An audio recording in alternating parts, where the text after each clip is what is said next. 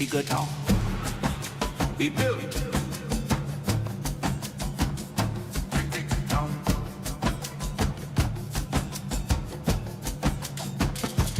Tigger town. Tigger town.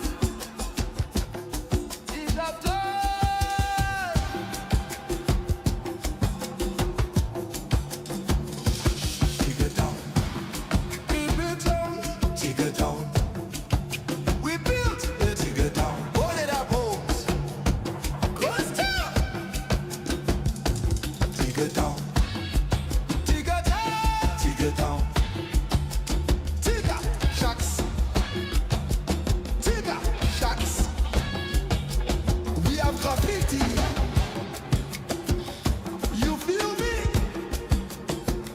You feel me? Where's we? People of color. Colored people. Tigger town, Tigger town, Tigger town. Tigger town. Town. Tigger town. Tigger town. We darkies love our Tigger town. Tigger town. Tigger town.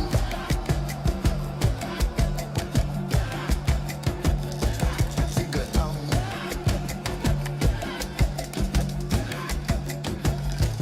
Mississippi. Tigger town. On the mound. Bayou, bayou, bayou.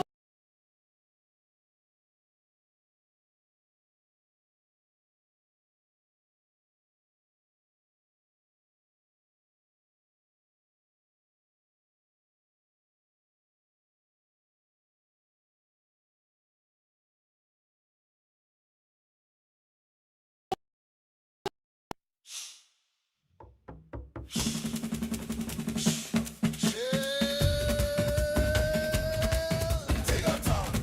We built town. Tigger town. Tigger town. Tigger town. Tigger town. Tigger town. We built it.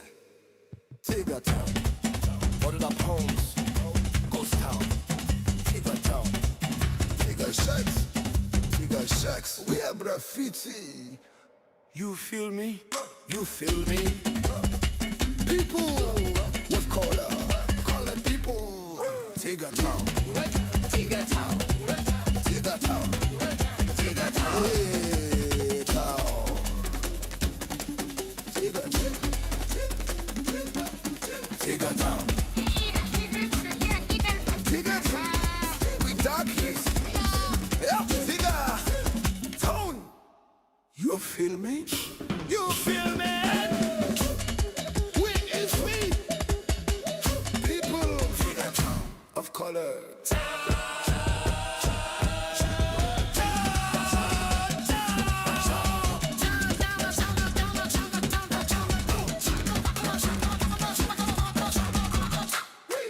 Tigger town. Tigger town. Tigger town. Tigger town. Tigger town. Tigger town. Tigger town.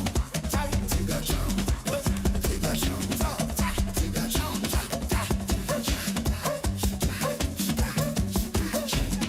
We darkies love our Tigger town. Tigger town. Mississippi. Mississippi.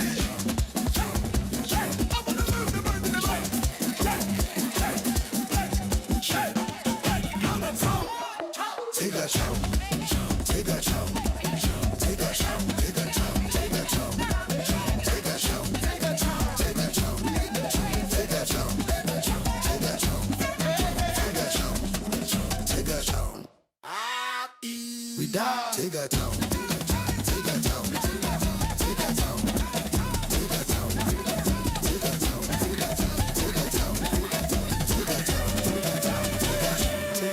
Tigger town. Tigger town. Tigger town.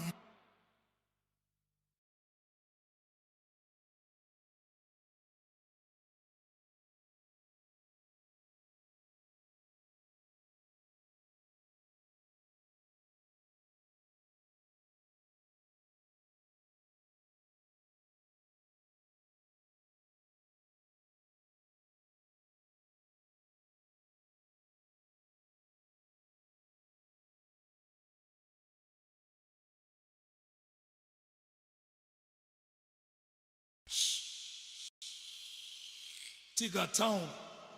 Tigger town. Tigger town. We built. Tigger town. Tigger town. We built. Tigger town.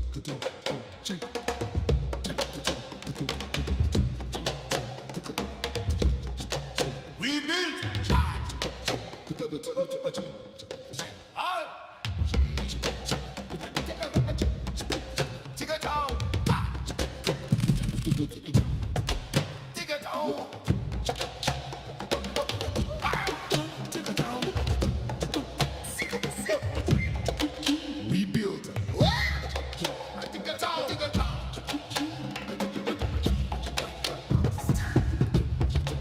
Boarded up homes.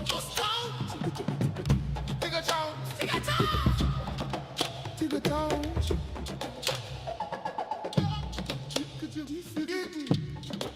You feel me? Where's we?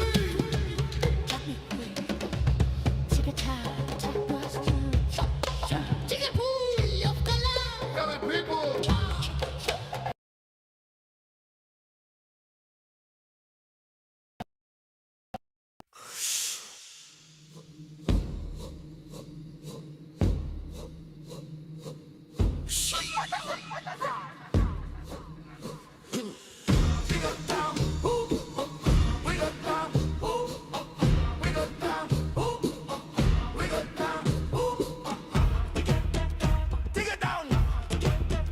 Dig it down, dig it down, dig it down, dig it down.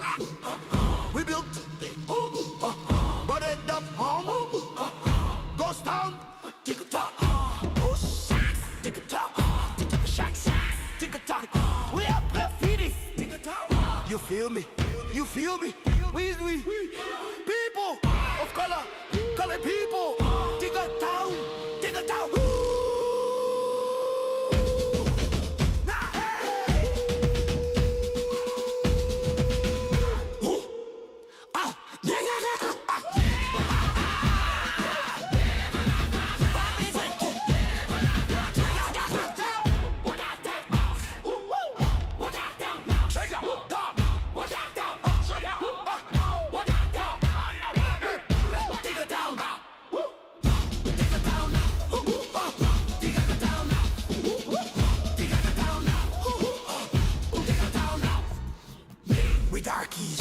Love, I take a town, take a town, Mississippi, I take a town, on the mound, fire, take a town, oh, yeah, take a town, take a town, take a town, take a town, take a town, take a town, take a town, yeah, take a town, take a town, yeah, take a town, take a town, take a town, what take a town?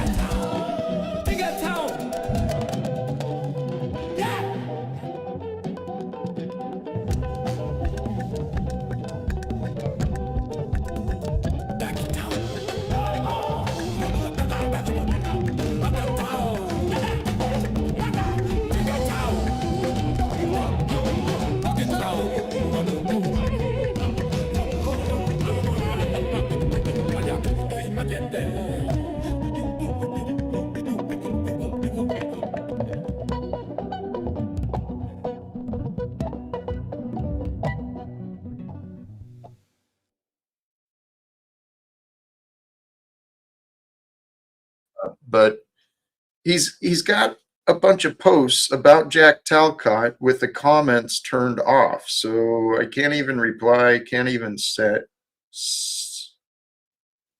anything, and it's most peculiar and bizarre behavior for a quote unquote adult, right?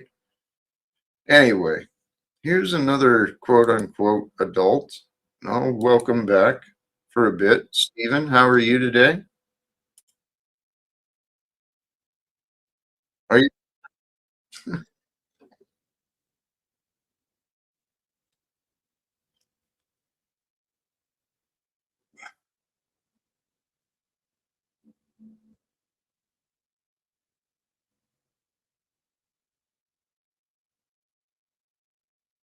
Yeah, yeah. Mhm, mhm.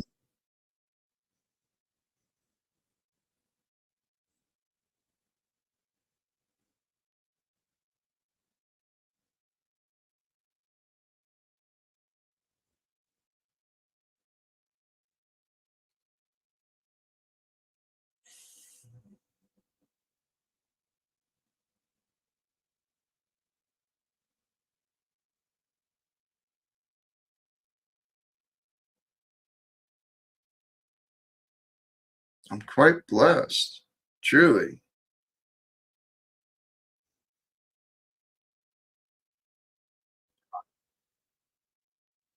Well, please accept it, and then you might be able to believe it. And then once you believe it and accept it, you can understand why I brought your chat up as I said that comment.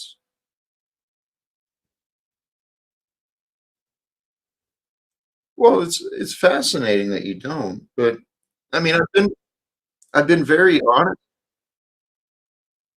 Uh-huh.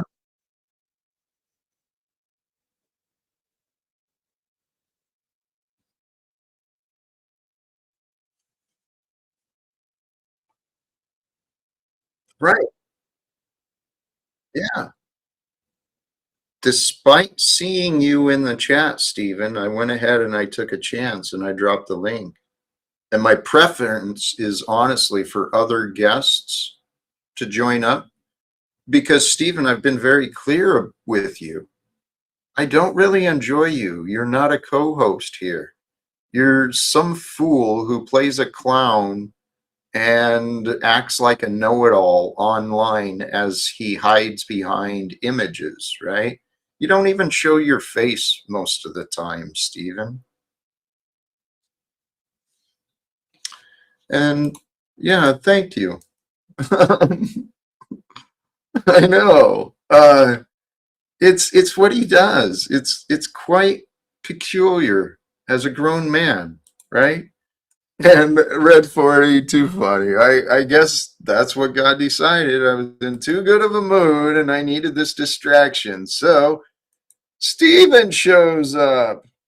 Happy birthday. I heard someone say something about that. I don't know if it's true or not, but Stephen lies so often, it's really hard to know what he's saying, if it's real or not. And autumn glories, let's, with compassion, let's recognize that as a truth. Each of us, and he does represent a part of each of us. There's an aspect that is often lonely, lacks substance in life, and then we waste a lot of time. Um, but we can relate, right? We can relate to people being lonely, but arrogant, right? Pushing people away, unpleasant. You're a fucking another character. Axis Rat Blood, Glenn, God bless you. You're such a cute. The two of you, you're such juvenile. Here, Stephen, I said a lot of things. You're welcome to reply.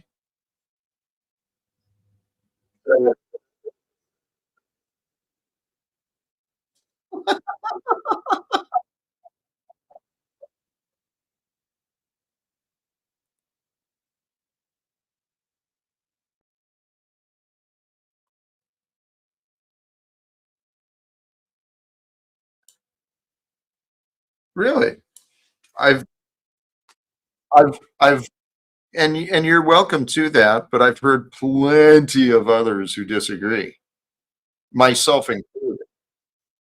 I know you're not listening for those. You're listening for confirmation bias, Stephen. You're an example of the problems of today's society. But I don't fault you.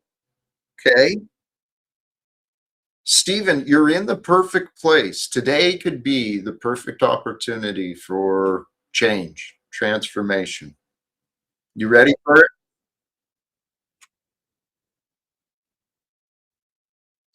Stephen, we're discussing you. Okay. Stephen, great. You know how to, what would, let's see if I can lead you to this answer because it's pretty obvious to me.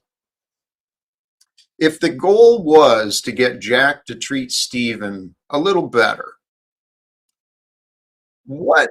Well, let's focus on what's here and now. If the goal was to get Jack to treat Stephen just a little better, then what?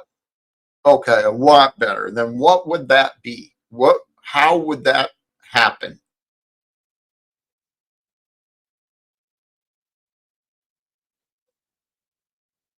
Mhm. Okay, so follow your rules. What could you do besides criticism to help Jack treat Stephen a lot better?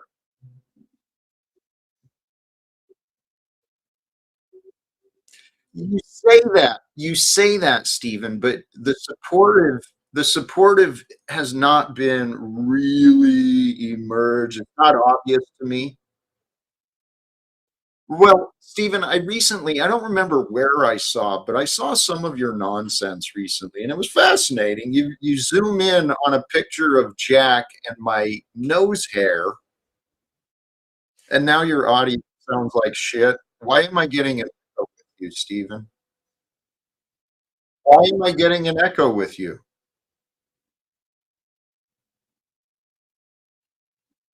Well, when I'm speaking, I'm hearing myself through you. So why the amateur hour? Are you not better than this, Stephen? You've been on YouTube for so long, dude. I truly expect better from you. Hey, Steven. Did someone say co host? The the, the discussion was co-host, Stephen. So where do you stand now?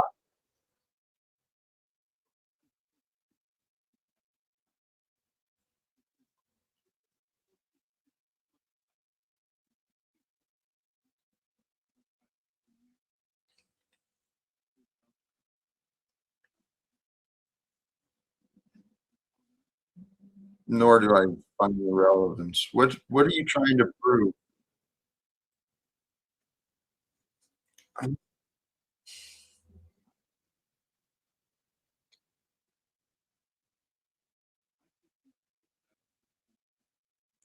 Uh-huh. What about you? What about you? What? Yes.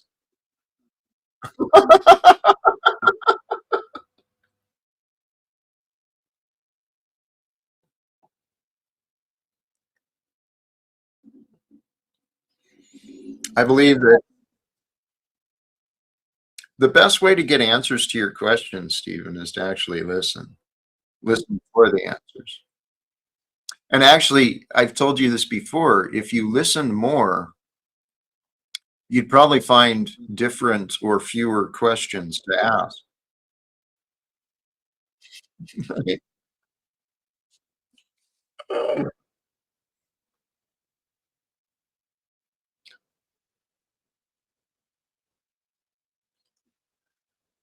Stephen, clearly, by the grace of God, I could easily do better by the grace of God.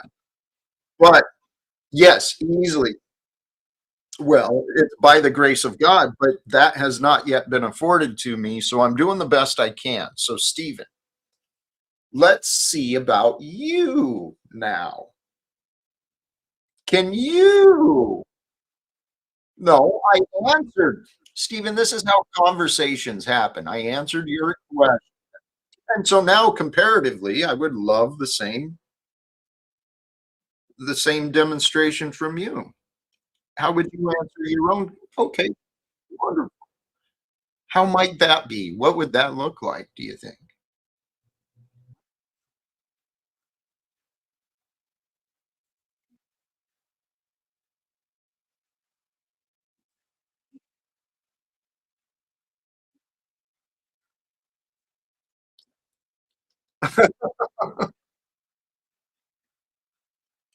What?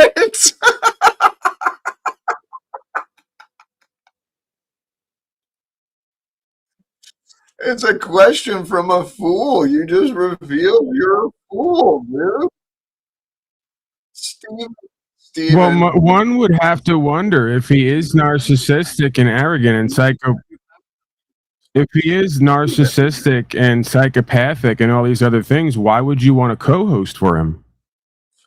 Wonderful question. Well, it's because I was speaking and you just keep prattling on, and so I had to create some space so that I could finish my sentence.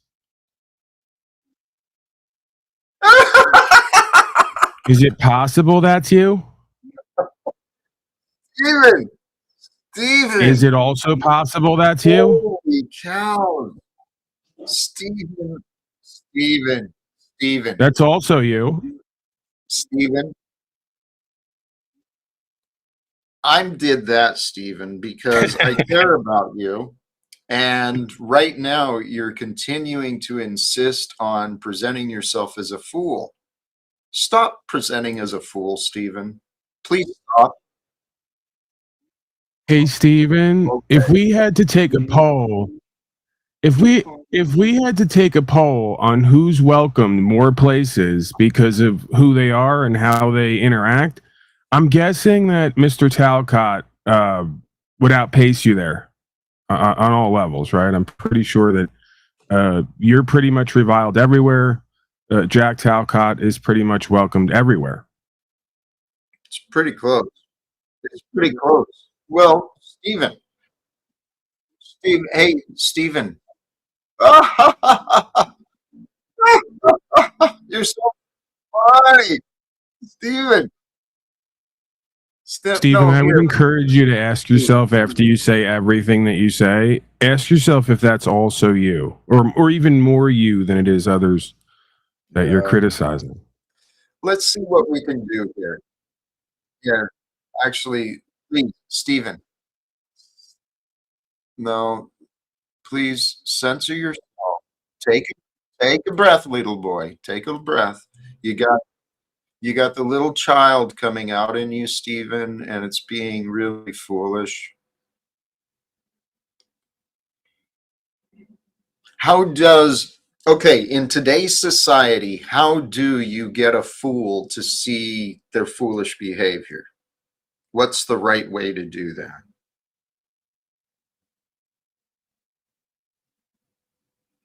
I'm not, well, I know the fastest way is shame. Stephen, you can do better. Just pause, take a breath. We'll reset. Are you here?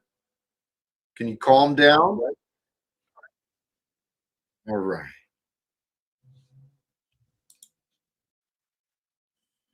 Yeah. Henko Flamio, thank you for the contributions. Stephen's block list is like 100, apparently. Stephen may have backstaged Hank nearly 100 times on a single show. Well, he's entitled to his testimony, his experience. 400. Okay. So about 5 times your regular viewership.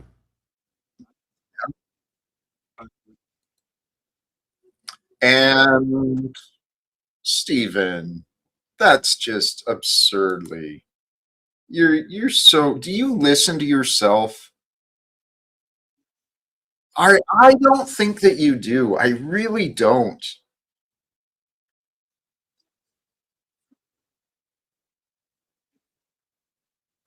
Well, okay, all right. There are times you love the sound of your own voice. There's no doubt about that.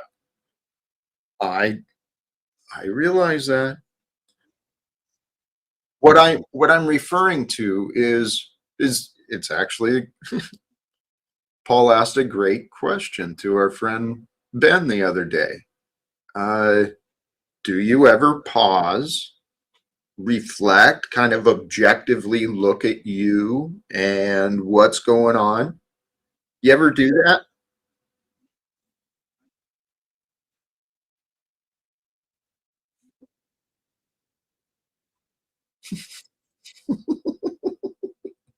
Yes, yes, I do. I do. I don't believe that you do, though. You mentioned that you do. Not to the extent that you could, because you keep repeating the same patterns over and over. I'm not seeing a lot of, I don't know. There's many folks who come here that exhibit these similar, if not same, patterns. Tommy, Snafu, Margot, Tariq now again was looping the last few days, lying to. Well, you folks do have some patterns of saying things you don't really believe and then not sticking to what you say and then double backing and acting out. I mean, we see that here, right? Yeah,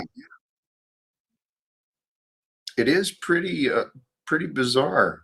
I mean, because truly, you do show the behavior of an 11-year-old boy. That's why I brought that comment up. Well, yeah, Well, that makes sense. They're not comfortable with like love and connection. They're really comfortable with mischief, though. yep, Right? yep, As a matter of fact, it's almost an insult to a child.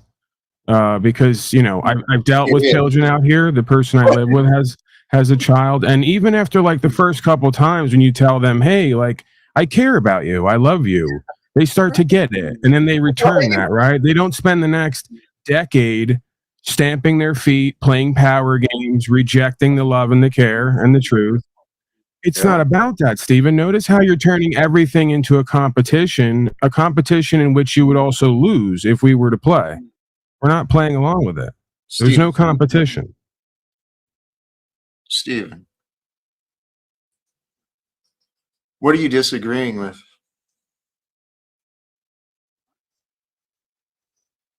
Well, specifically, because you're not here to compete. When you've been competing about bragging about being the greatest co-host, you're not competing. You know, your obsession, went through this tantrum earlier, you're weak, you're ugly, blah blah blah blah blah. You're you're not. No, I've told you that multiple times. It shows your patterns of denial. Stephen, right? You're delusional. You believe in lies. You're easily Well, and see, persuaded.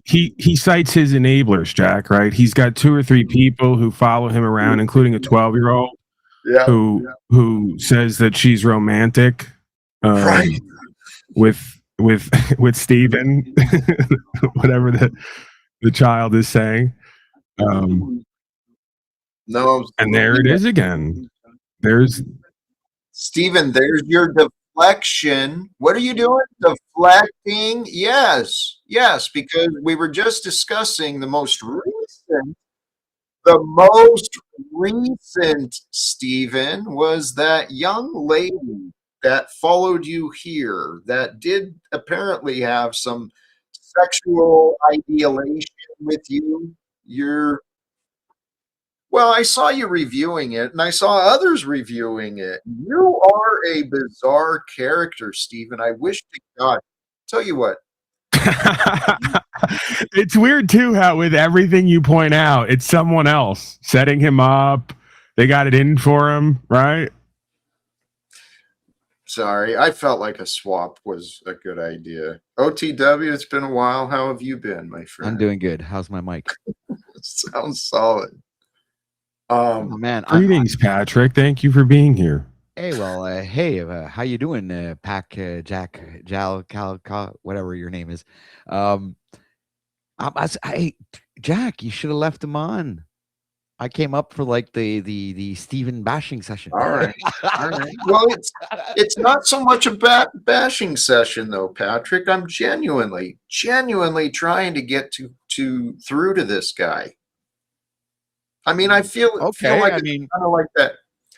In some regard, it is kind of like the sunken cost syndrome. I've tolerated him so much. He keeps showing up. I feel bad about just pushing him away. It is kind of sad because even I when you mean, push these folks away, they don't go away and stay away, right? It's like they know they need something here, but paradoxically they won't engage with what they subconsciously know they need because they're not conscious of it. Not yet. right. And they also probably don't really realize that they get pushed away by 80% of the people they interact with, right? Oh, you know what? That's actually, they may not realize.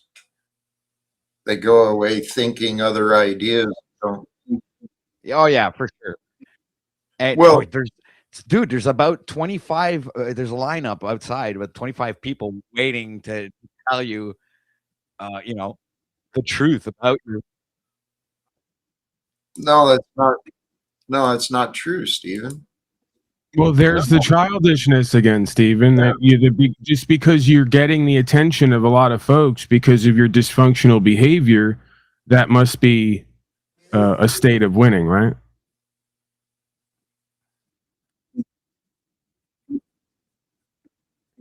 No, that's foolish, So Stephen. you know you reveal yourself when you speak. So this obviously seems like you're playing a game because you want to win something. There you go, Stephen. There you go, deflecting again. Can we please? No, you're not, or no, you won't. No, Stephen. No one. Stephen, you're fighting yourself, dumb. Right. That you? You know what I Um, think this is, Jack? Holy shit! Did you What? know that Jack? Jack, did you know that he's restreaming this live, and he's also restreaming.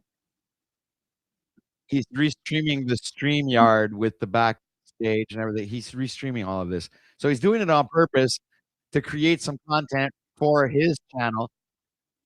What is everyone like? The 3 people that are watching you right now? That's everyone. 3 people. 3 people are watching you right now. No, I mean, there's 3 people watching you on your channel right now. That's everyone. But those 3 people agree with Stephen and are there to witness how much of a loser I and Jack and others are. Don't you get it? Yeah, but they're Patrick? winning. I mean, there are 4 people winning over there. Yeah. Thank you, Patrick. Hey, and from Andy, thank you for the support contributions. Patrick, saw you playing guitar with Dick yesterday. Your skills Your skills are unbelievable. Mad Oh. respect to you. Thank you. Thank you. I agree completely. And stop picking on the mentally ill. See, Lou wants to say that because he knows where he fits in. Right. And he He also doesn't want to be next. he's also but by saying that is also picking on the mentally ill, you know, because he's kind of It's telling him he's mentally ill, so it's kind of picking on him. It's a paradoxical thing. Anyway, it's fascinating though.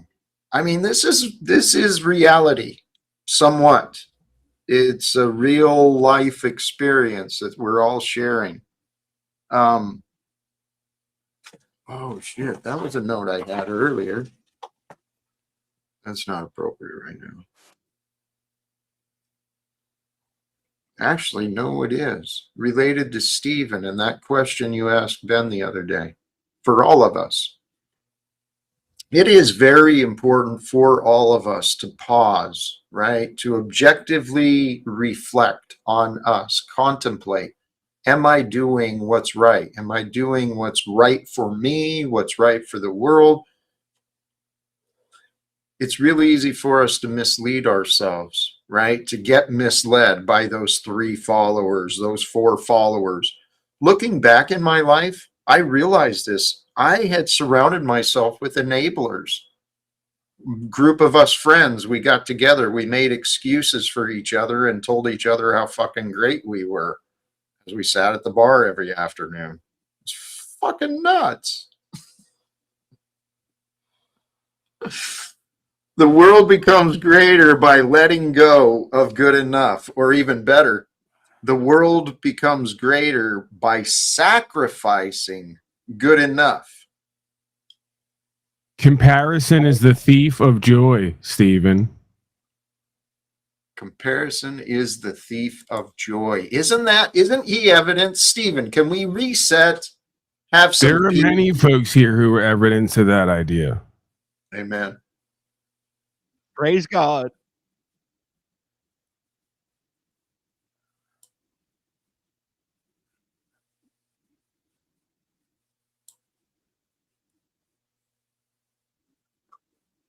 You could start by stop projecting, right? Stop. I don't think you actually know where you are right now. Thanks, Steven. Yeah, because Right. it's very arrogant of you to put it all the way up, asshole. It's pretty obnoxious, the volume you have. Imagine being so weak that you take somebody producing the content as an affront to you or as an attack. You're so constantly sensitive and defensive that any move somebody makes has to be an attack toward you, right? It's You're truly like a wounded animal. It is. You're more like a Right. headless chicken. What you call Or it you're doesn't just loud and obnoxious and we're lowering you to a tolerable volume, which honestly would be down to 0 for many folks here experiencing you. That's right. So you're ahead of the game again. A lot of times you're ahead of the game and you don't even know it. Here, a big part of this, Stephen, is recognize your part. Okay. You're being treated like snafu because you're talking like snafu. I turn him down. I throw him to the back. You can be in that group. I don't care.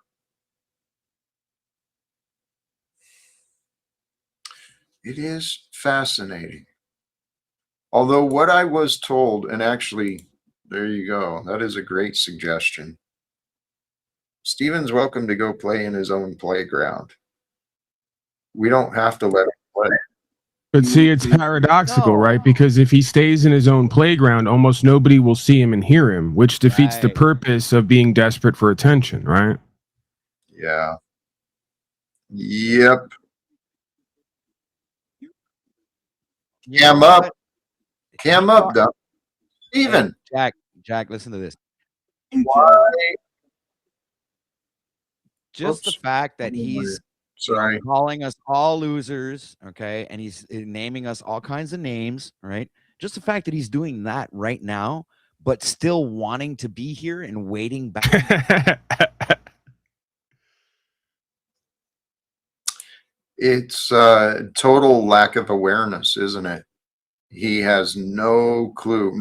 The lack of situational awareness. Isn't that the right word? That's what happens to the anxious, to the arrogant. They lose awareness. Stephen, your pride is your downfall. If you chill out and stop blaming, we can actually have some different conversations.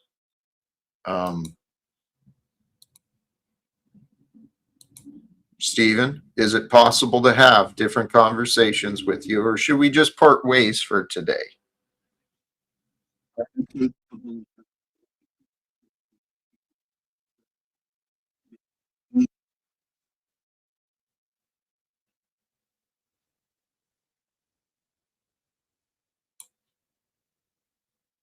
It's not true, Stephen, Well, because as of right now, I'm moderating your volume and you keep turning it back up defiantly, right? Because you're even turning the volume of your presentment into a competition. it's fascinating. Childish, childish behavior. Stephen, I'm trying to do what you said you wanted to see, and you're missing out. So the topic today, let's be honestly and together with love. Stephen, what does that mean to you?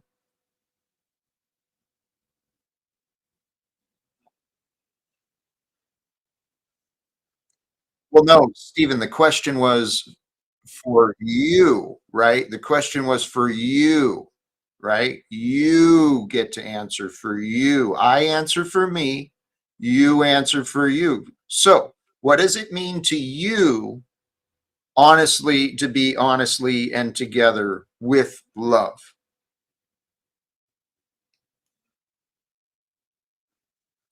What would you mean if you were to explain that?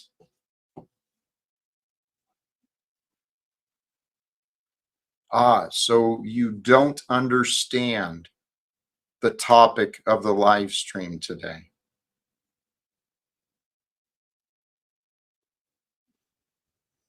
Okay.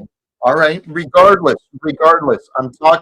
You're the one with the confusion, dude. Okay. So how do you know it doesn't match my behavior when you claim you don't understand the words? So I asked you what your understanding of the words are. If Stephen was going to explain, let's be honestly and together with love, how would Stephen do that? You're not stupid, are you? All right. Well, go ahead and answer then. Show me you're not a fool.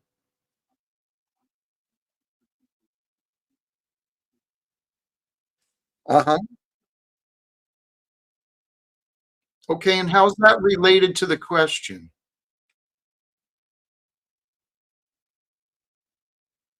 Oh, so you're unable to answer a question like an adult, like a man? I'm sorry. You know what? I guess I gave you too much credit again. We got another option here. Let's bring up old Lou Bass. How you doing, buddy? All I want is love. Du, du, du, du, du. All I want Oh is my love. Love. It's gosh. all you Love need is is all I love, want. Lewis. It's all you All I need is need love. is love. There you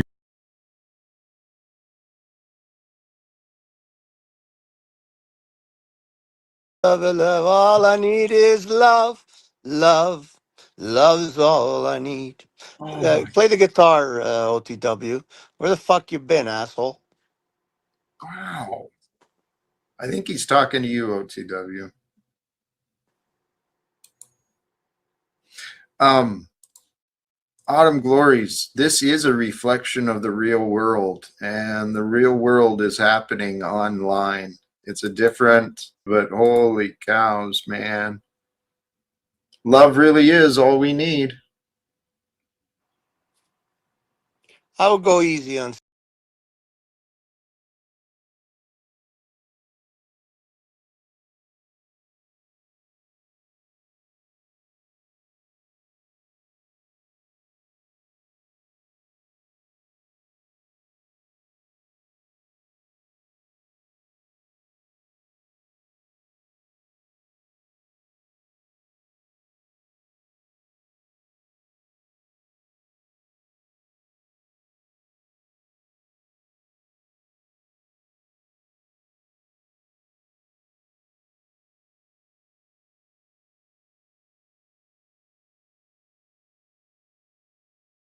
Steven, like I'm in touch with his worker, like he's at the mental institution. They give him a chance to get on the computer, through the day when he's good and he takes his medication. But if you get too hard on him, he cries all night. He keeps the whole ward awake. So Cheryl gets really upset with that. She loves him though. She wants him to do better. So she's trying to be there for him. So he's lucky that way. At least his workers love him and don't want to, throw him out.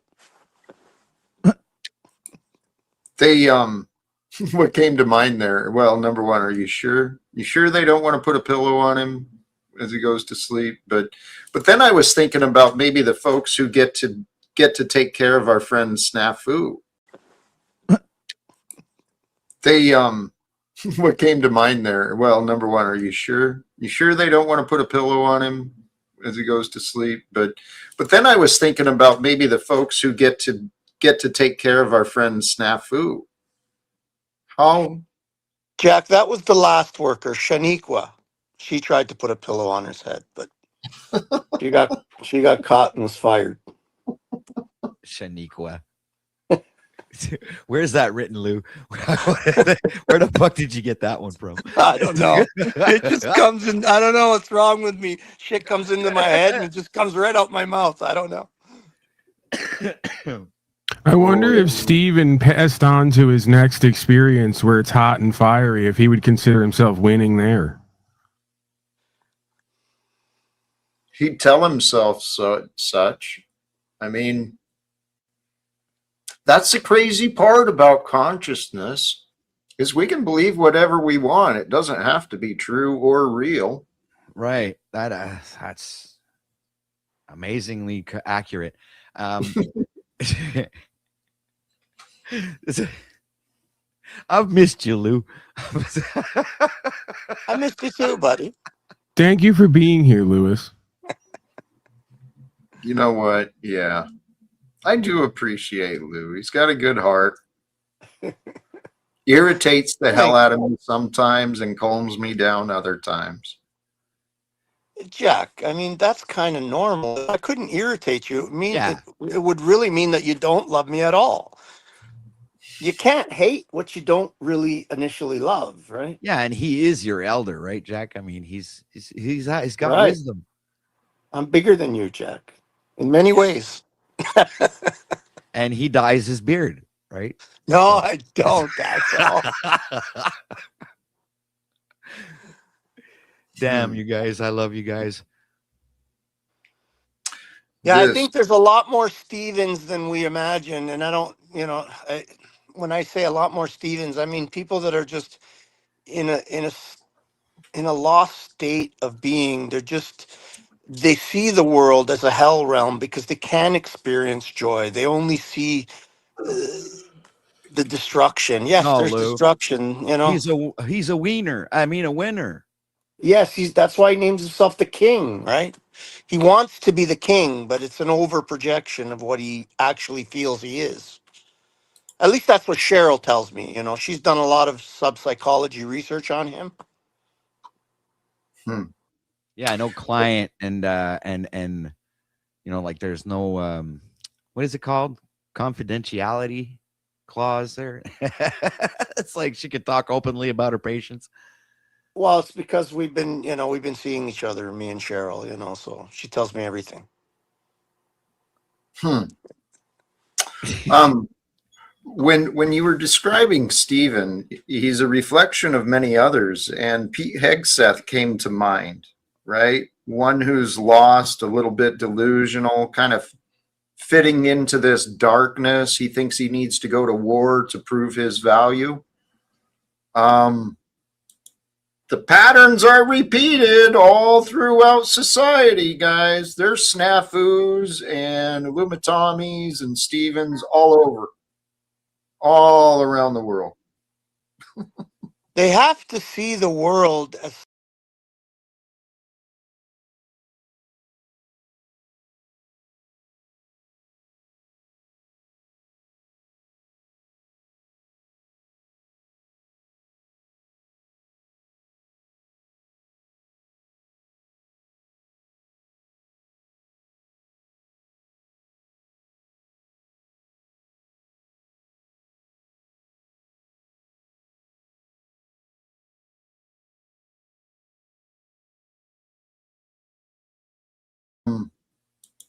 The patterns are repeated all throughout society, guys. There's snafus and Lumatomis and Stevens all over, all around the world.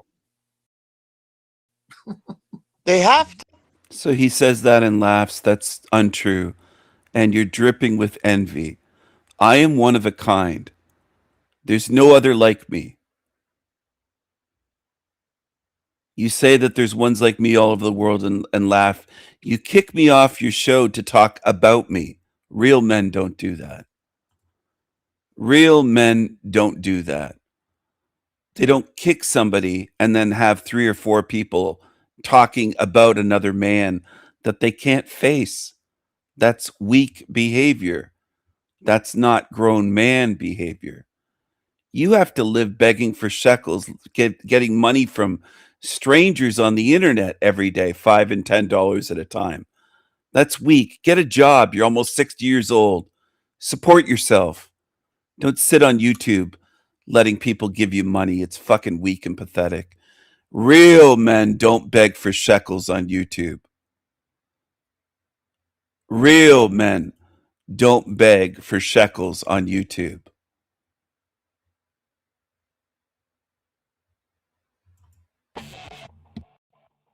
Ooga. Ooga booga. Yeah, boy. Yeah, boy. Jump. Shit.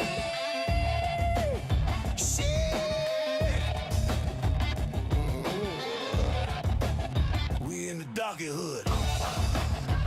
In the doggy hood. Feeling good.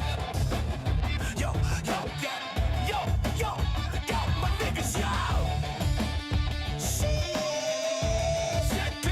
Ooga booga. Yeah, boy. Yeah, boy. Shit. Ooga booga. We in the doggy hood. Hey, we feeling good. We feeling good. You feel me? You feel me? You know what I'm saying? You know? Sucker, sucker. We feeling good. In the doggy hood. My niggas. Your boy. Ooga booga.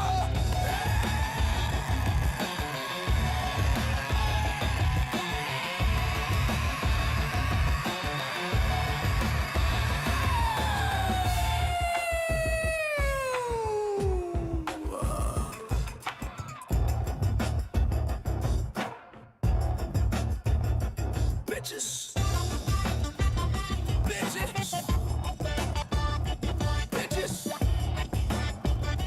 Bitches. Bitches. Bacon. Booga.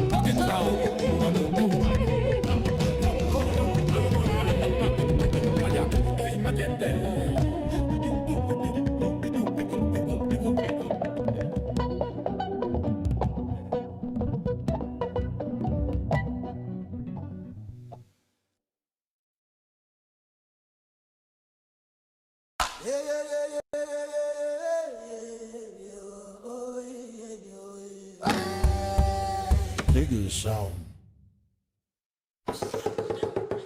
Nigga song. Take a song. We in the jungle.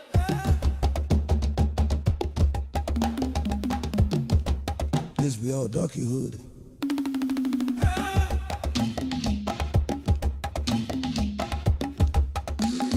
We in the jungle. The jungle. We the original people. We the original people. Tigger sounds. Tigger sounds. Tigger sounds. Tigger sounds. Umi na ko'y konti, makakasa baya akari dyan ay damo tafa ko baya ko atulupu ko sa kena le tay ngayo tay hati tatay ang kabo ale baya ko umi na ko'y konti, makakasa baya akari dyan umi na ko'y konti, makakasa baya akari dyan ay damo tafa ko baya ko atulupu ko sa kena le tay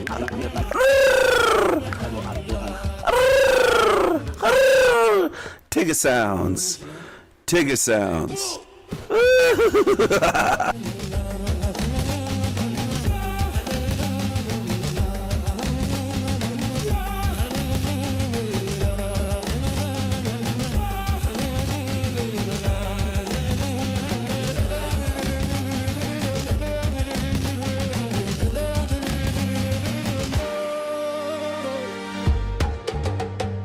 You feel me?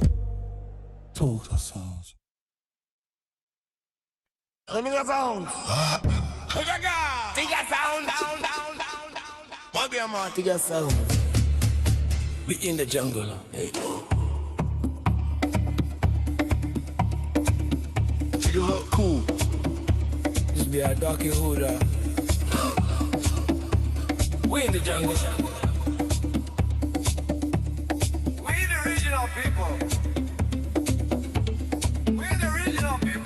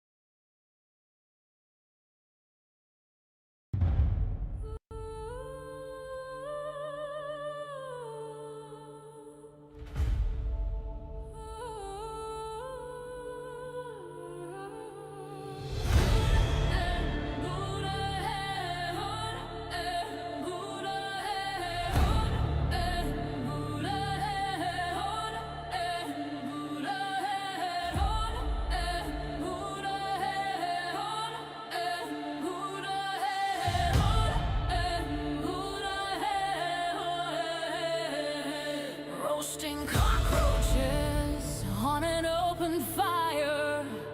The skies fill with crows, soaring higher and higher. My ravens stand watchful, on guard, in a realm filled with dirty liars. I love my ravens and crows. I love my people. I love my people. I love my people. Ravens and crows. Ravens and crows. Zombies and demons. We expose.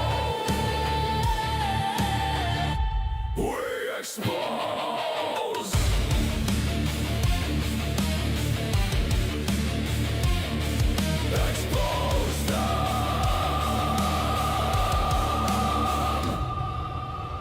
Roasting cockroaches on an open fire. The skies fill with crows, soaring higher and higher. My ravens stand watchful, on guard, in a realm filled with dirty liars.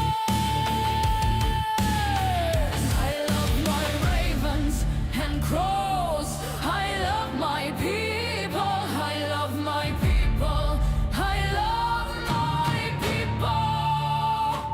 Ravens and crows. Ravens and crows. With zombies and demons. We dispose.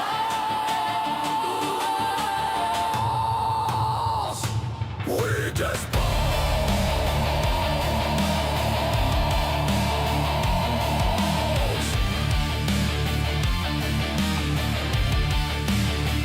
Dispose of them. Dispose of them. Roast them. Burn in hell. Burn.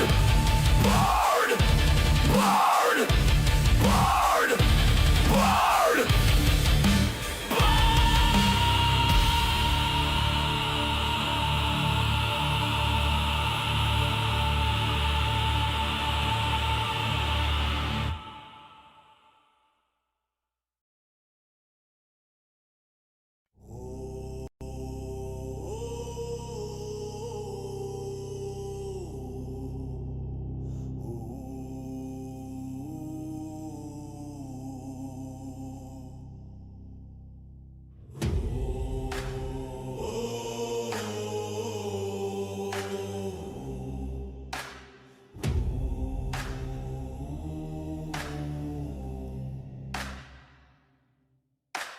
Ravens scream in the blood-red sky.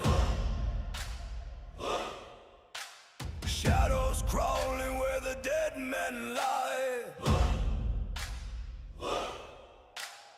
Axes sing, oh the steel don't lie. Thunder cracks, his name's the cry.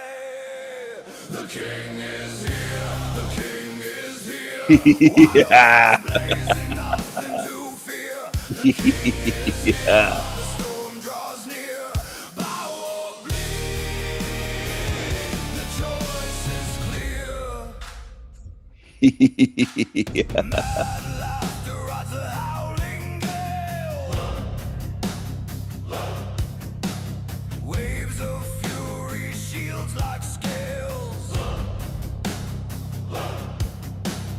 Bones break under the hammer's tail. Flesh and fear, both frail.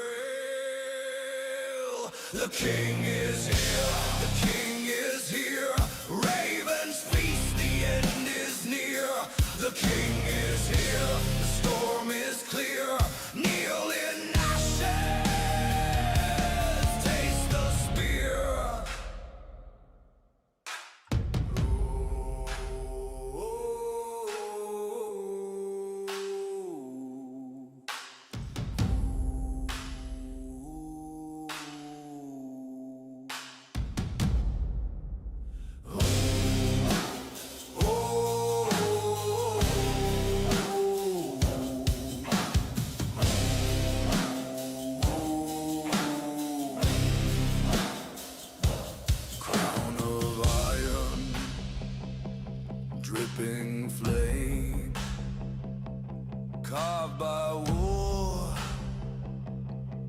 Ravens rise, they call his name. The king is here, forever reign. The king is here. Forever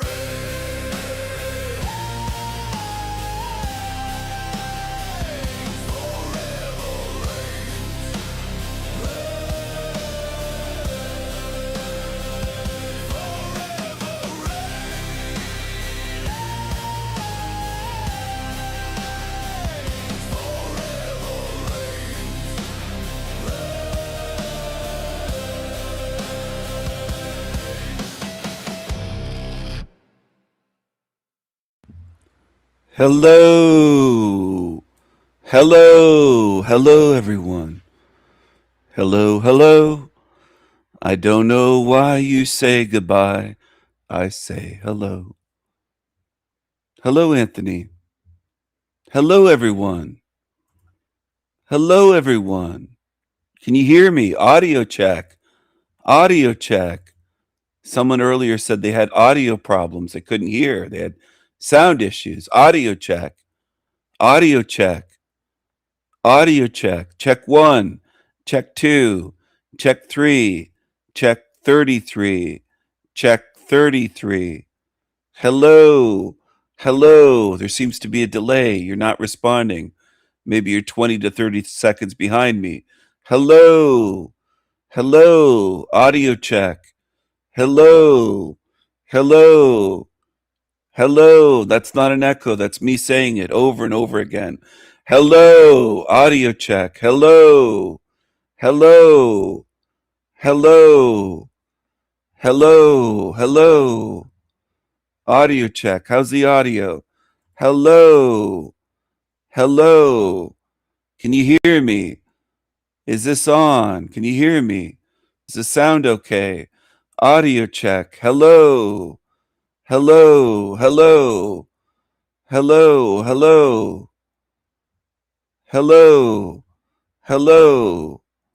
Hello. Hello. Hello. Hello. Hello. I might do a stream just saying hello the whole time. And that's all I'll give you is hello. Hello. Hello. Hello. Hello. Hello. Hello. Hello. Maybe I should do that. Audio check. Hello. Check 1. Check 2. Check 3. Check 33. Hello. It's showtime. Look at this. Well, that looks like, wait a second. That looks like a flamethrower. Oh my goodness. That's for roasting cockroaches on an open fire. Roasting cockroaches on an open fire. There's a flamethrower. Look at that. Wow, isn't that wonderful? It's showtime. And then the flames. Flamethrower.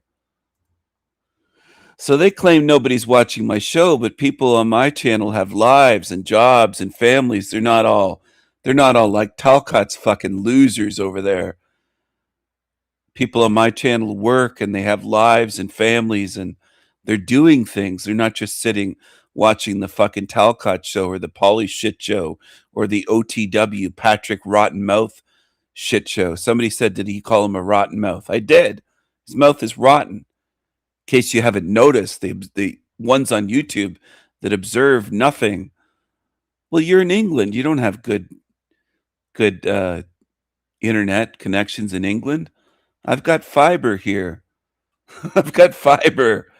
I've got a solid connection. I'm not even using Wi-Fi. I'm using a direct LAN connection with a wire going into my router with the laptop. So even if the Wi-Fi part goes out, which it doesn't usually, unless there's a power outage or electricity, I usually don't have internet issues, to be honest. There's only one application that I use that interferes with Restream. And usually once the image is saved, the audio goes back, but people kind of panic for a second when there's bad audio. No trashy demonic bums here. Yes. People would be here way more often if they could. I don't expect it. I know people. I'm understanding. I'm intelligent. I know people have jobs and lives and duties and obligations and kids or children. They're not tiggas with kids. They have children that they love and they have to take places, and there's family obligations. There's all sorts of things. People here cook dinner. They go out for dinner. They do all sorts of things. I'm aware of that. These demons on YouTube will try to use anything they can. That's my new flamethrower. Isn't that a beauty? Yeah, it's a legit flamethrower. I don't have a propane tank hooked up to it yet, but you put one of those small canisters, propane, that you can use for Coleman stoves and things like that. You attach it right there where that brass fitting is in front of the trigger. Is the trigger just decoration? No, it works. It works, and you can adjust the length of the flame and everything. Anyway, I have a flamethrower for cooking steaks, not for roasting cockroaches or demons. Maybe, though. Maybe if there's a zombie apocalypse. Hello, Mariz. Hello. You're in Switzerland, right? In Switzerland. Sometimes I wonder if you're someone else. Sometimes I wonder if you're someone that changed her name. Now, I'm not accusing you, but I wonder about that. Because there was someone here from Switzerland early on a couple years ago and turned on me and went evil after we were very good to her. And it was another woman from Switzerland. And she turned on me and went to Team Evil. Oh, wow, your new apron arrived. Awesome. Awesome, Mind Mirage. Awesome. I love it. I'm excited too. You'll have to take a picture when you're wearing it. That's great. Denmark. Oh, you're not from Switzerland. You're from Denmark. Oh, I see. You're Danish. You're from Denmark. Really? I thought you were from Switzerland.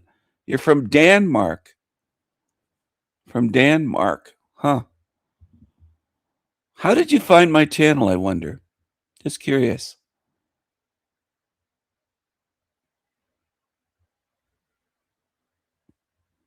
This dog that found its way into the gorillas at the zoo. I shared this earlier. Stray dog. Hey, the dog coming down here, guys. Hurry! Come here. Go down the steps right here. Come on. Look at the steps. Look at the steps. Oh boy. Oh, man. Yeah, one curious dog was almost goner here. One curious dog, friendly, panting. Look at this.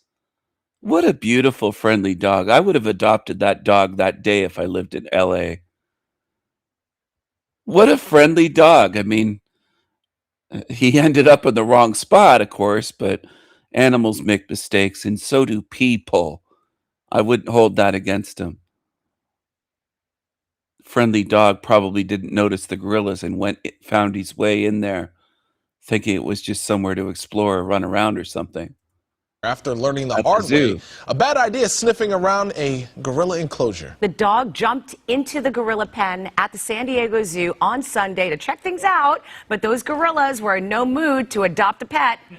Reporter Jamie Chambers has the story from San Diego. Dog coming down here, guys. Hurry! I kind of know how the dog feels. He's looking at those gorillas going, what are those? It reminds me a bit of when I was a child and this Tiga shoved her face into the car window.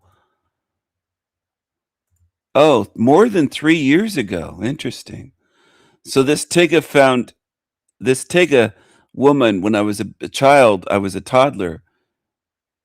Oh, I debunked Howdy and you understood right away. Okay. Well, that's good to know. I don't think you ever told me that's how you found your way here. Interesting. You know, that Jeremy character said that That's how he found his way here, is seeing me debunk Howdy McCoskey. He was a fan of Howdy's, and I think he said it's either Howdy or Tony Sayers, but I think it was Howdy. I've debunked so many of these creatures. Howdy spews a lot of shit. Howdy spews a lot of shit. So does Tony. I don't know who spews more. I think Forever Con Man might spew more than Howdy. But Howdy, the blueberry boy, spews a lot of shit. A lot of them do. Lolita does. Anne Marie Uber. How do you feel about blueberries? The blueberry boy. He wants to become a blueberry. That's his big advice to people. Become the blueberry. And he said the harvest that year was just beyond belief. The blueberry boy. I don't show him often enough. I almost overlook him because he's barely on YouTube at all anymore. He only posts a video every once in a while, every few months, it seems like. So he's almost forgotten in a way by me. I just don't remember him. I remember him, but I don't remember to mention him and to cover him anymore.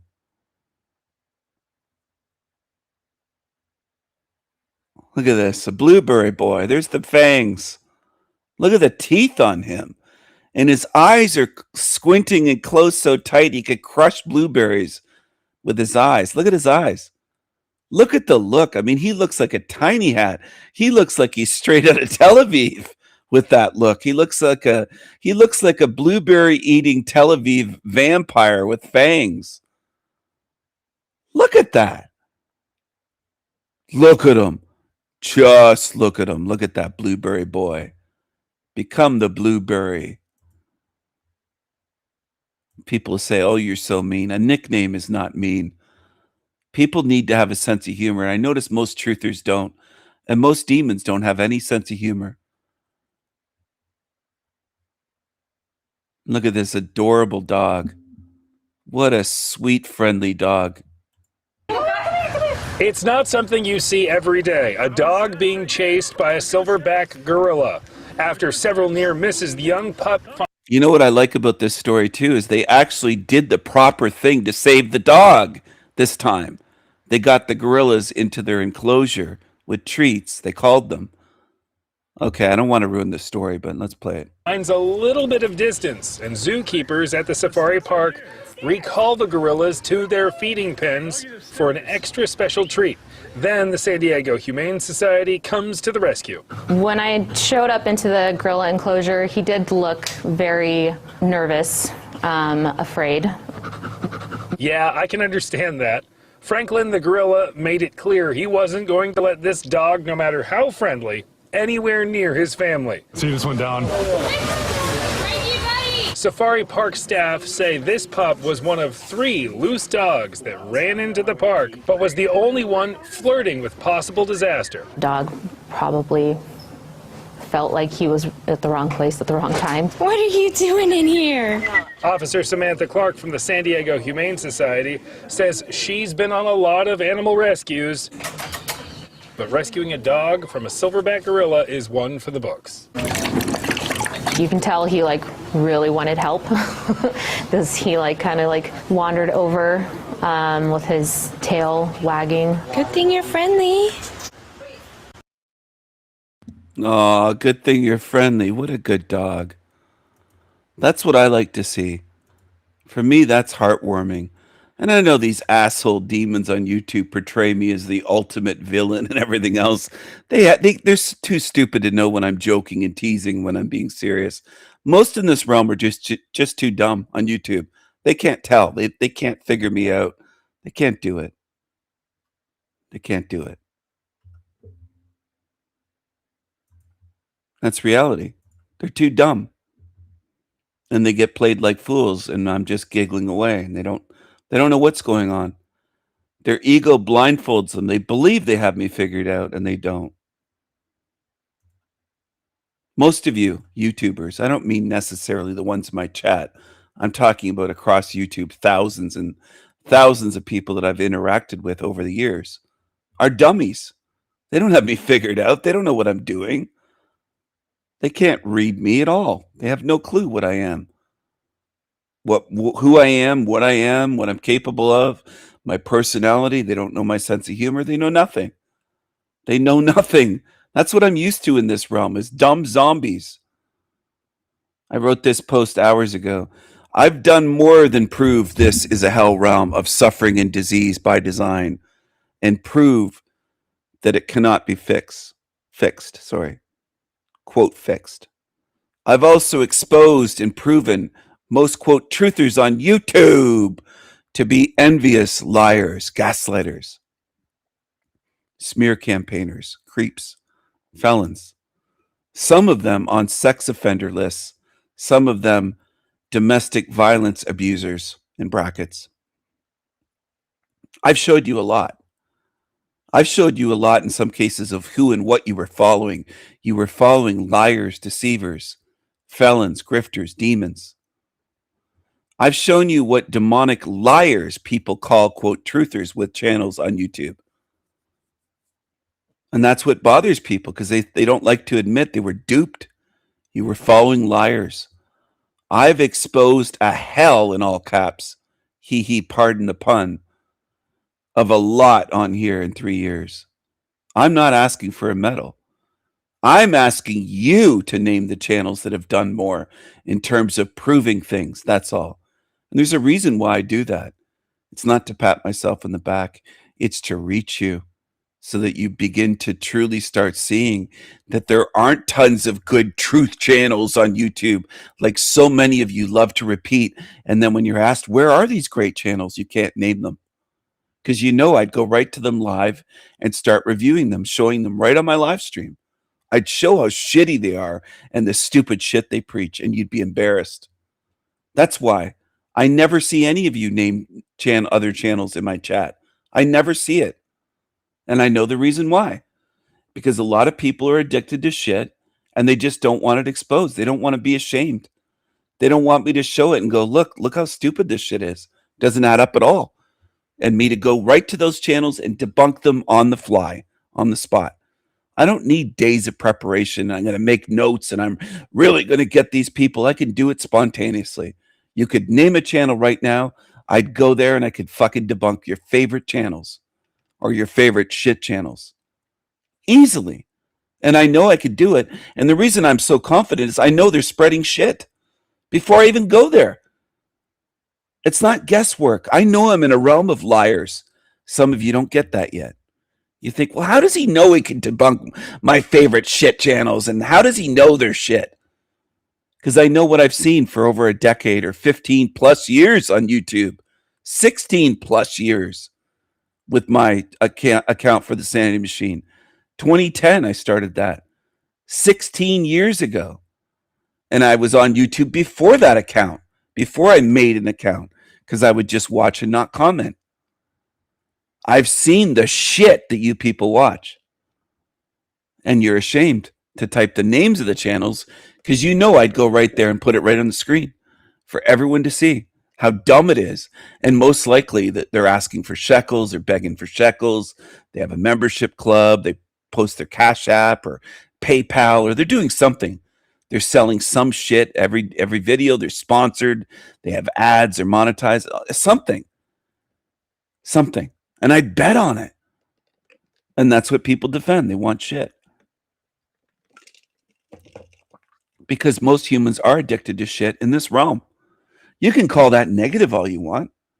You could call it negative if I said the government's corrupt. You can be a zombie for life and be attached here and just call every truth negative and be a zombie. But the reality is, I don't think any of you could post the name of a channel right now or at any live stream in my chat room of a channel that comes fucking bloody close to what I've done. And it isn't just confidence. I know Rose 777 likes to say, you're so confident she can't figure out why. That's what I suspect. I'd love to have Rose on again. Rose, if you're tuned in, I'd love to speak with you and ask you why you think I'm so confident. Do you think there might be reasons behind why I'm so confident in the things I say about this realm and the things I say about my channels? Hello, Salty Siren. Great to see you. I have one of the Salty Siren type backgrounds up today, by the way.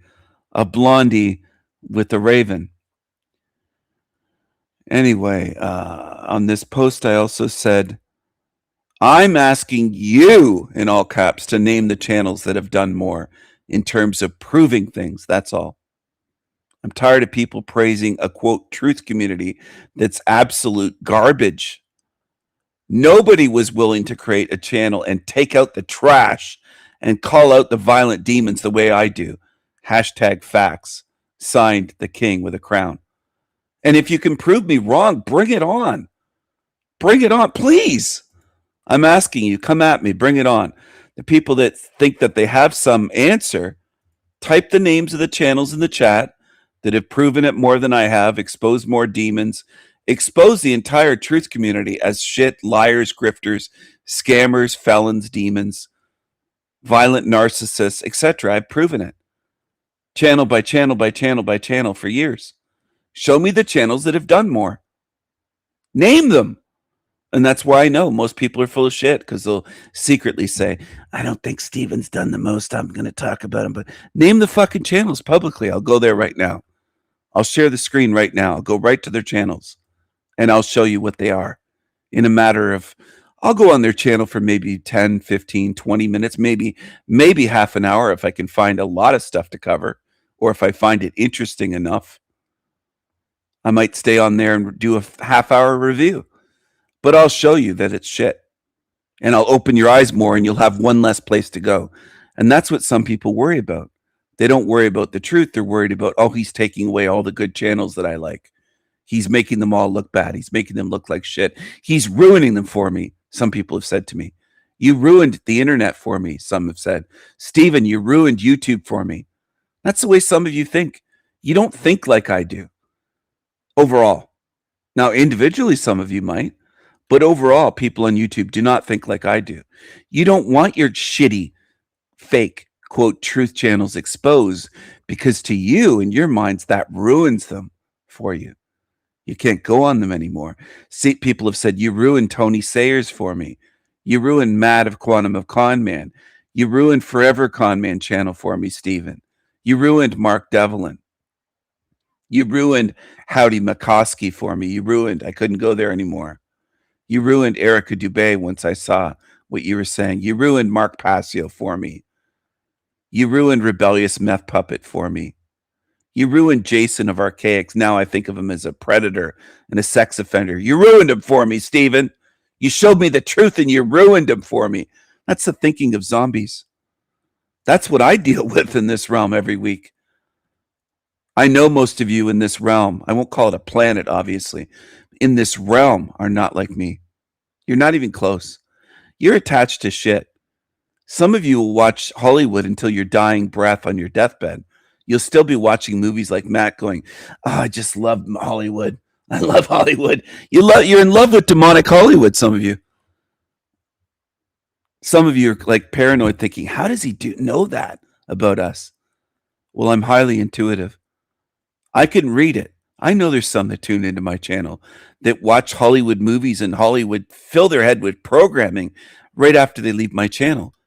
They're filling up because they got too much truth here and they have to fill up their heads with evil and degeneracy and lies and perversions, Hollywood perversions and anti-white movies and everything else.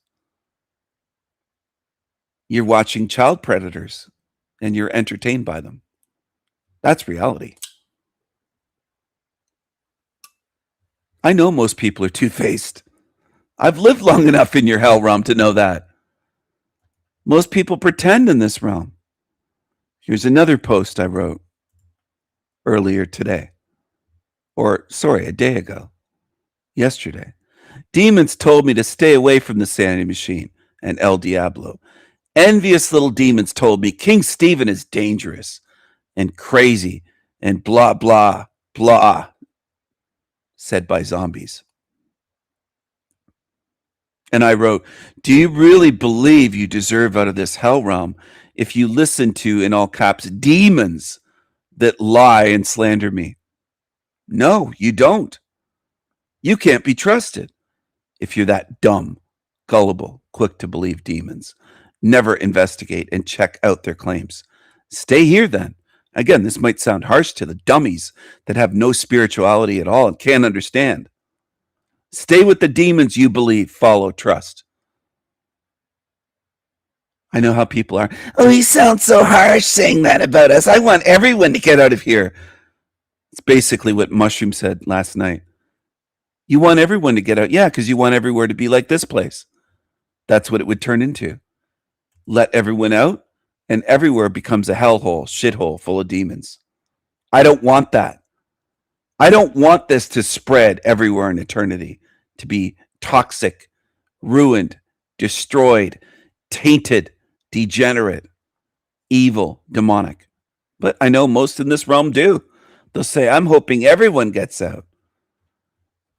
I'm shaking my head. People can't even think that. It's so basic to me.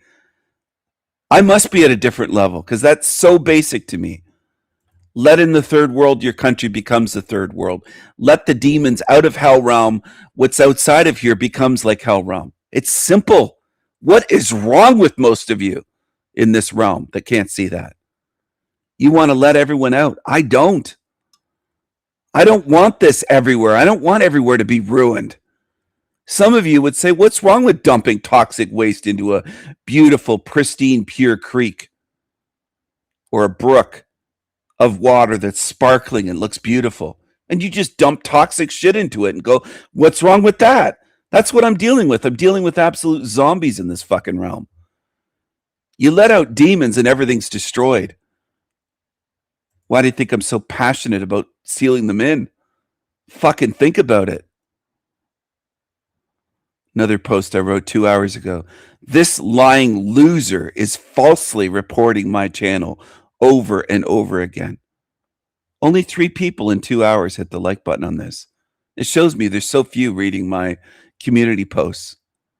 And I know people are busy doing other things, but it just seems like people aren't reacting to this the way they should be. If you want to support good, start supporting it. It's not much to click on a like button. Dozens of times he's been reporting my channel. He's a coward. He can't handle any real criticism. Hashtag weak, hashtag evil, hashtag team evil. I guess this bothers people when I call demons demons. Hashtag demonic, hashtag narcissist. And I tag that piece of shit, the rebellious meat puppet. And that's what it is. It's a weak, evil, demonic, narcissistic loser that can't handle criticism. And I tagged his channel right here. Goes right to his channel, as you can see, clicking on it. Anyway, I'm going to drop the link for this right in my chat room so that you learn this is where I post things on my channel. If you haven't been there yet or you've never been reading my posts, I really think you should read my posts. I think you might learn something about the realm you're in and the demons here and the way they function and the way that I see them, the way that I expose them.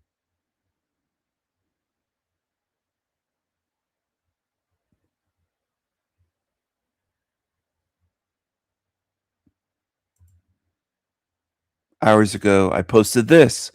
I make demons feel lazy, feel stupid, weak, insignificant, small. And they are. They are not in my league. And I know that, and I tell them that. And I tell them that on purpose. I might play this esoterica video of mine later. There was someone on another channel that just couldn't figure out why I was using the term esoterica series. She couldn't figure out, what are you talking about? Well, I'm talking about a series of my videos. To me, it's unbelievable how every little thing has to be explained here. And I view it as demon games. I think it's demons playing games to try to frustrate people and get people to repeat and constantly have to explain and clarify every little thing. Honestly, I think it's demon games. Just like if I showed you how to open a door and type in a code and I showed you how it works. And then you said right after that, what are you talking about? It's like, I just showed you. I think some of you play those demon games. You play dumb. You play demon games like Polly did today with my volume on Talcott Shit Show, which I think some of you missed. You joined which is fine. You joined the channel later on and you missed it. You missed it.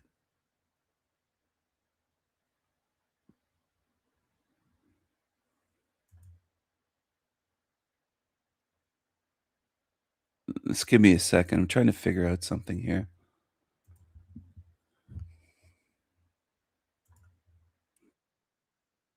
All right. All right.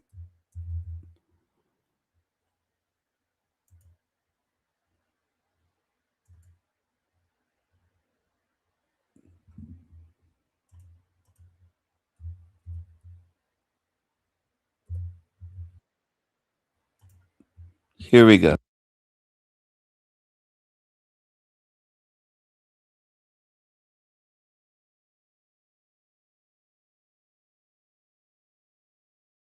Do we need men? No. Women are strong, independent girl bosses. It's always nice to have a man. Yeah, but I feel like it's nice, but I mean, to have kids, you need a man. But like, Yeah, I don't that's what think I don't walk around and be like, I need a man. Like, no, I can be very independent with that one. It's just an added bonus. Like, love my boyfriend. He's great, but just nice to not be like lonely, I guess. Do you think we need women? Yes. Do you think guys are like chivalrous nowadays as much as they used to be? I feel like guys just think that girls owe them like everything. Oh, well, like, I bought you dinner, like, what are you doing for me? And it's like, my time? I don't know, like, you're getting to spend time with me. Yes, I think that a lot of Southern boys have really good manners. I have the best boyfriend in the world. So no, he's really good to me. But before I met him, I didn't have any hope. People just aren't really nice to each other these days anymore either. Like, I feel like there's like a very mean culture about our generation, which I'm part of it, but like. Do we need men? No. Women are strong, independent girl bosses. So Who do you think built civilization? So they're walking around thinking just in the moment they don't need a man to protect them that second. And then suddenly shit hits the fan, or a city, there's a riot or something happens, and then they're looking for protection. But they let on second by second, day by day, that they don't need a man. They can't even fathom, they can't even look around and see what men built and how they would be scared out of their wits without men in the society that we built, the civilization that we built, the rule of law and order, the protections in the system, everything from 911, emergency system, telephones, emergency services, ambulances, hospitals. It's all due to men. You just don't get it. You can't, like, we have to explain basic shit to women these days. These are college-aged women. And that's the level you're at. And I know some women will say, not all women, as though that's a trump card you're throwing down. As though that's, well, I beat you, Stephen. It's not all women. It's not 100%. No, it isn't all. It's just millions. Okay? I'll type it in the chat to help you out. Not all women are that oblivious, dumb, brainwashed, clueless, unappreciative of men. Just millions. Millions.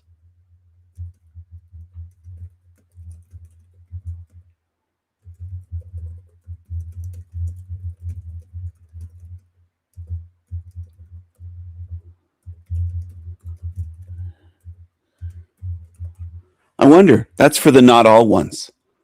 For the not all women.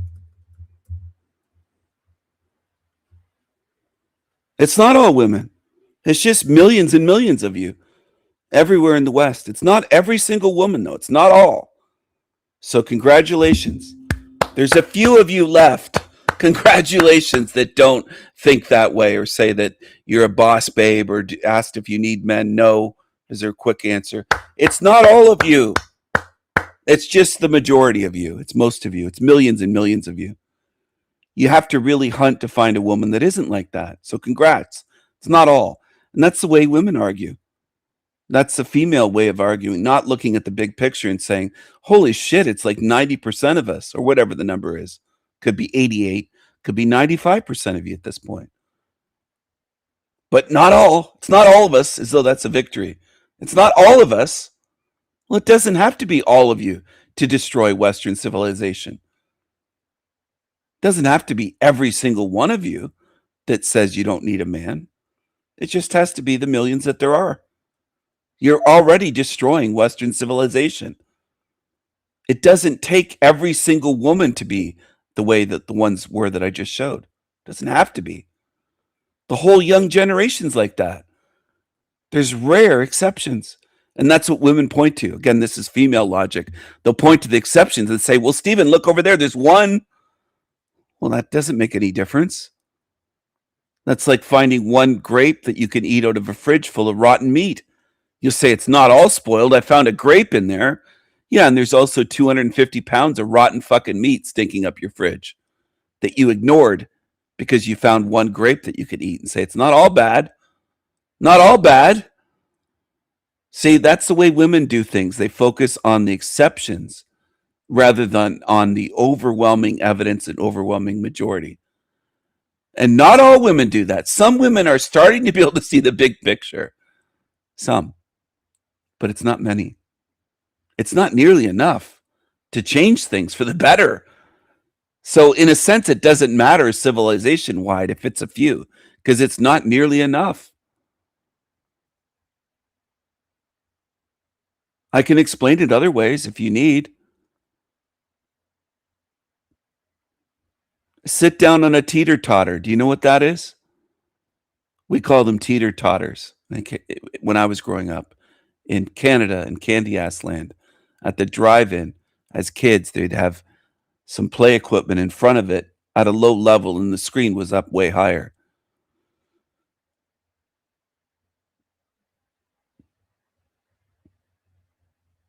Sit down on a teeter-totter and try to put up a 350 or 400 pound Bextra lard in the air, and you're 100 pounds. Well, it's not going to work. And then you could yell at me, well, not all people are 350 pounds. I know they're not.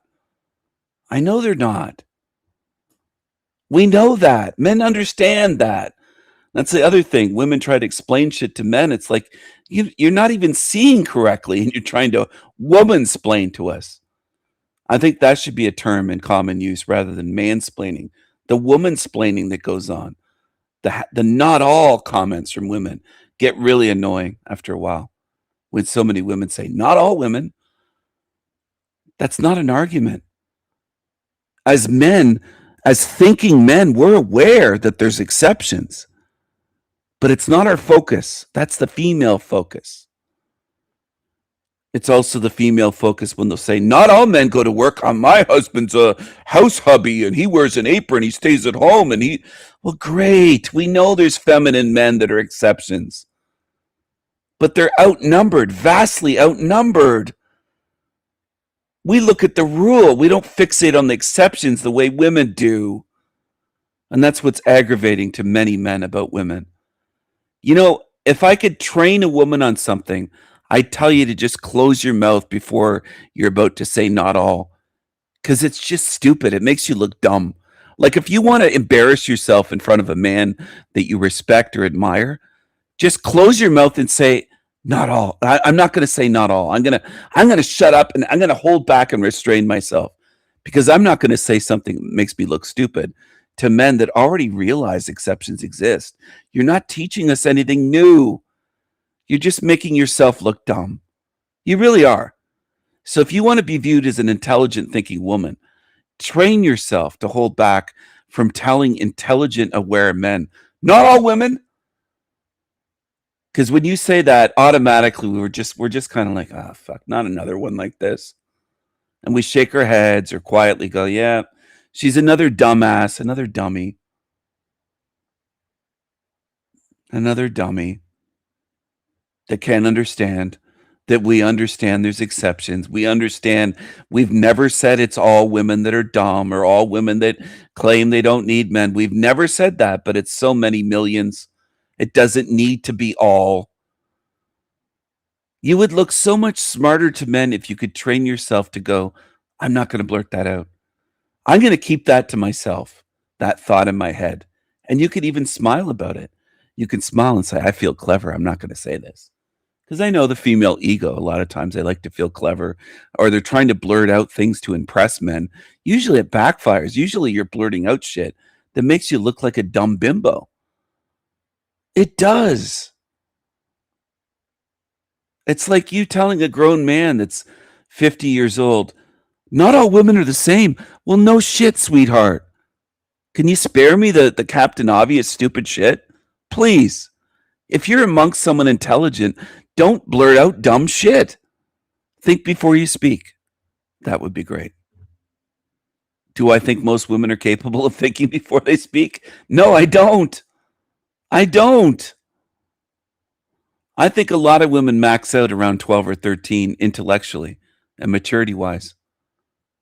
And I grew up with sisters and female cousins and aunts, quite a few aunts and female cousins.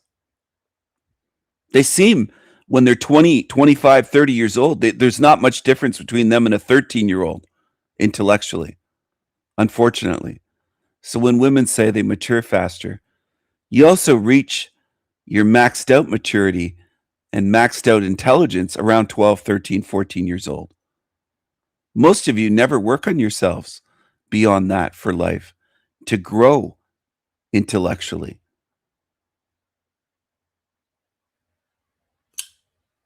I can't imagine being at the level I was at when I was a 14-year-old boy. I wasn't even a man at 13, 14. I'd never look back and say, yeah, I was a man when I was 14. No, I wasn't. I can't imagine if I maxed out intellectually the way I was when I was 14. But a lot of grown women just seem like little girls in adult bodies. Intellectually, it's like they're 40 years old or 38 or 33 or 27 or whatever, and they just seem like they're 13 mentally. You maxed out. Does that hurt your feelings? So what? It's true. Your feelings often don't care about the truth. Well, the truth doesn't care about your feelings. It goes both ways. I just get tired of women saying not all women. That's one of the dumbest things you could say. And I don't believe that most women can even see how dumb that is. You're telling men what we don't need you to tell us that. Do you know how obvious that is to us? I don't think you do. I don't think you do. It's stupid. And that's one of the reasons why I would say right off the bat that most women, millions, are not in the league of men. They're not at the level of men because they say the most obvious shit and they think it's some big argument, like big valid point in an argument, like not all women. Yeah, no kidding. Not all. We know that. We know exceptions exist. Exceptions prove the rule, dummy. They don't disprove it. So by you saying that, you're basically losing the argument with your own comment. Like you're too dumb to even realize that.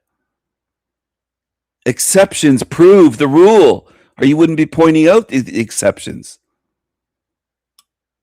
Fucking hell, man.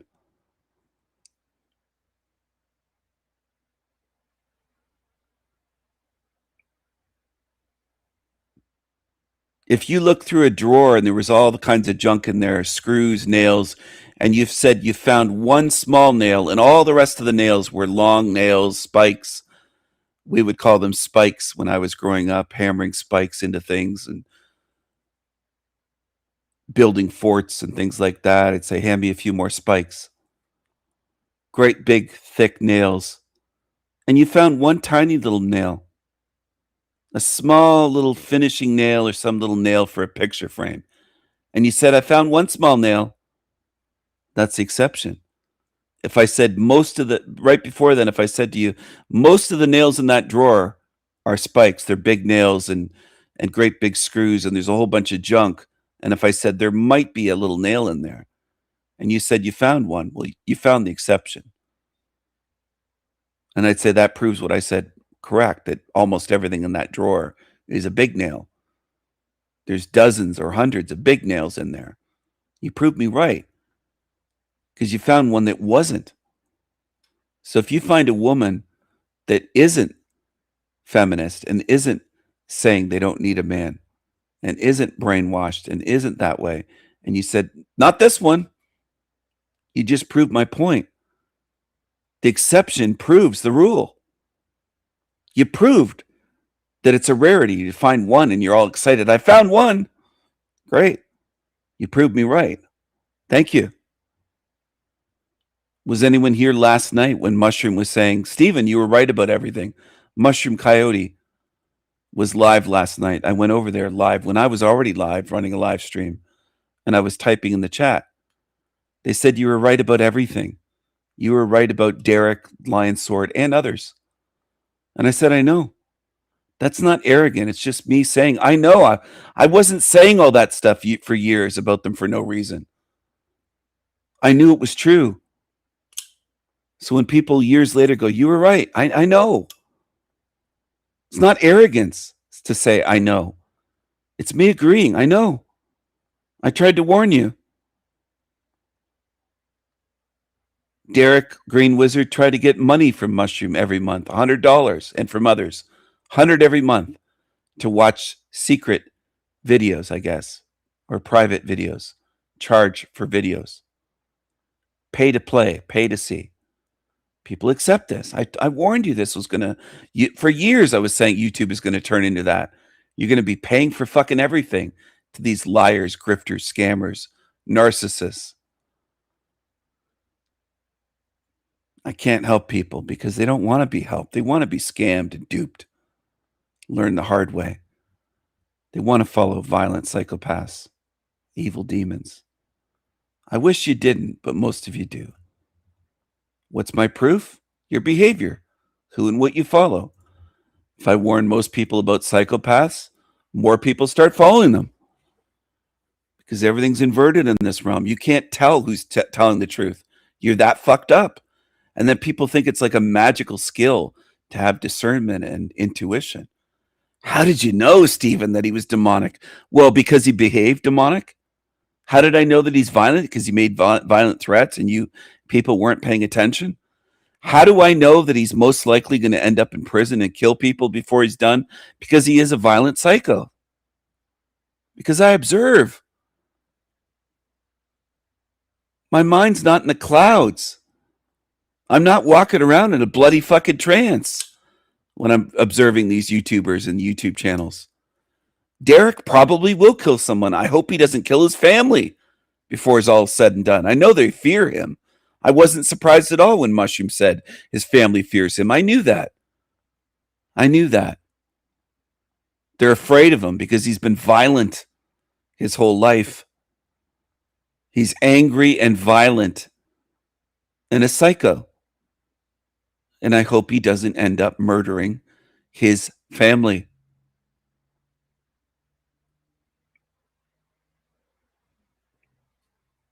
Somehow I'm the bad guy for warning people about a dangerous psycho. It's remarkable how people spin shit in this realm. Be cool if you actually saw things and said, thank you for trying to warn me.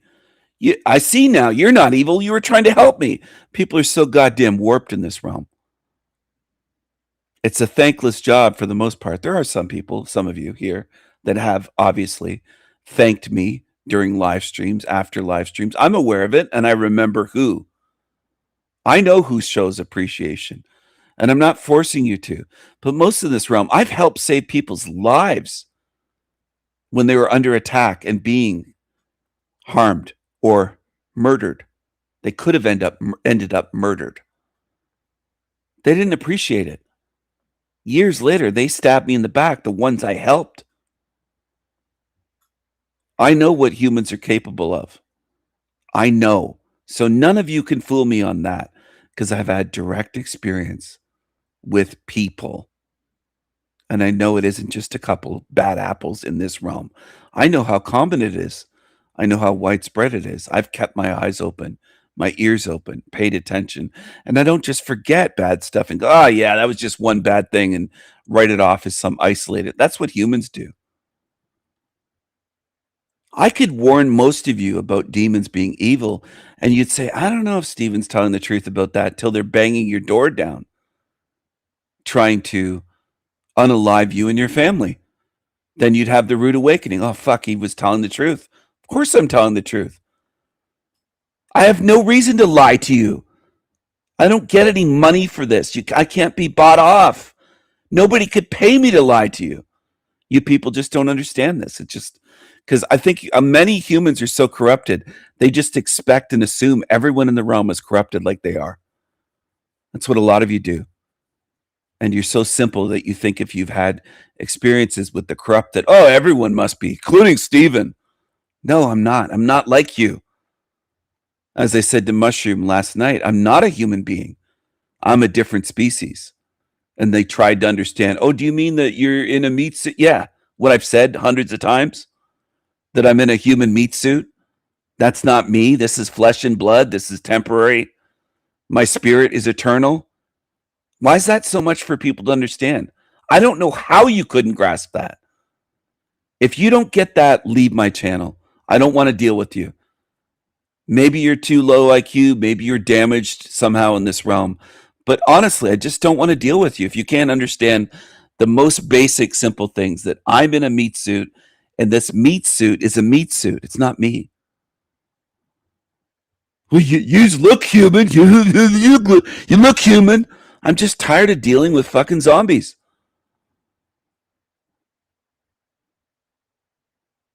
Tired of it. I'm tired of warning people and showing what evil is, and people just ignoring my advice, my exposés, my evidence, and being shocked when these demons turn out to be psychopathic, violent demons. Well, I showed you for years. It's just unbelievable. I wouldn't be surprised if it comes down to some of these YouTubers murdering people. For some of you, I dare even say many of you, even on my channel, to understand that when I call them violent demons, I'm not kidding. I'm not trolling. I'm not saying it to insult them. It's not a mere little insult like, oh, that's a demon. You just don't get it. And you'll be crying as you bury people, and you'll be saying, I wish I'd listened. What's wrong with some of you that you can't see actual demons and demonic behavior? Did you see the videos, him talking about how he wants to bury me, him talking about how he's cut up people over the years? I've shown all kinds of shit that shows what a violent fucking demon he is. Even Mushroom said last night, Derek wants to KI double hockey sticks you, Stephen. He said he can't lie. He knows Derek wants to KI double hockey sticks me. And I know that. But some of you on my own channel can't get that. I'm wondering what's wrong. And I don't think I can fix you, whoever you are tuned in, that doesn't quite get it. If you don't get it by now, I can't help you. Just go away. Go to the shit channels. You're in the wrong place. You don't belong here. You're not at my league. You're not at my level. You can't understand what I've shown with YouTubers and with this realm. You can't understand that you're in a demonic hell realm. Some of you sat here for years, sat on your ass, and you're still scratching your heads going, I don't, is this a demonic hell realm? I don't know if it is or not for sure. Steven says a lot of stuff, and you can't see. And I don't want to waste my energy on the ones that are blind, that are spiritually blind. If you're spiritually blind, whatever happened, sorry, I can't help you. I can't. Just go away. Go to the shit channels. And I'll keep saying it. You don't belong here. My channel's for VIPs only. And it's not for people that arrive at high level. It's just for people that at least are open-minded to learning and seeing. And a lot of people come here just to preach their stupid shit. And they don't pay attention to what I'm saying enough to learn anything. So what are you doing here if you're not here to listen and learn something about reality? What the fuck are you here for? Just to waste my time and energy and annoy me and harass me and sit here for years and not even understand when I show an evil, demonic, violent demon and that is a domestic violence abuser and makes death threats, and you still can't get it? Then what are you on here for? There's millions of other channels. You shouldn't be on mine. You shouldn't be near me if you can't get it. If you don't get it, go away. It's simple. Don't obsess over me. Just get the fuck out of here. Stay away from me for life. Stay away. I know there's something spiritually wrong or spiritually different that I can't fix with you. If you can't spot the demons that I point out and prove what they are, you're not fit for my channel. You don't belong here. Go away. And I'm telling you in the most clear, direct way I can. Go away. Don't obsess over me. Don't lurk here watching and not understanding what I'm talking about. You'll never understand if you've been here for months and you don't get it. You don't get it, go away. Talcott. I thought about pulling him up. Was I going to? With love, guess what? Guess what? In the chat, I can see your side, but not the topic. I understand. I've given a lot of thought to the idea of Mars. How much anxiety is healthy? Because see, I can see your side, but you got to recognize when it's unhealthy, right? Holy cows, this is beautiful too. Yeah, we can't see the stars without the darkness, but you know what? I'm going to go ahead, despite what I'm seeing in the chat. Welcome.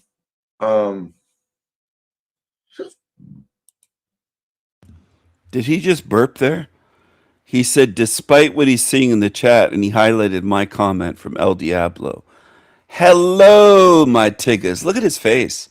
Just a comment from me. He can't take anything. Look at that. Hello, my tiggas. You see that on the screen?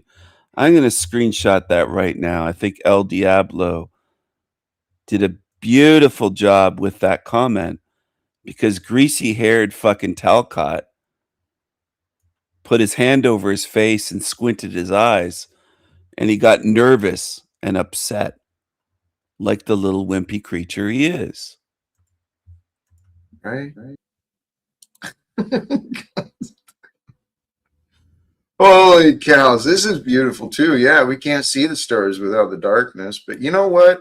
I'm going to go ahead, despite what I'm seeing in the chat. Welcome.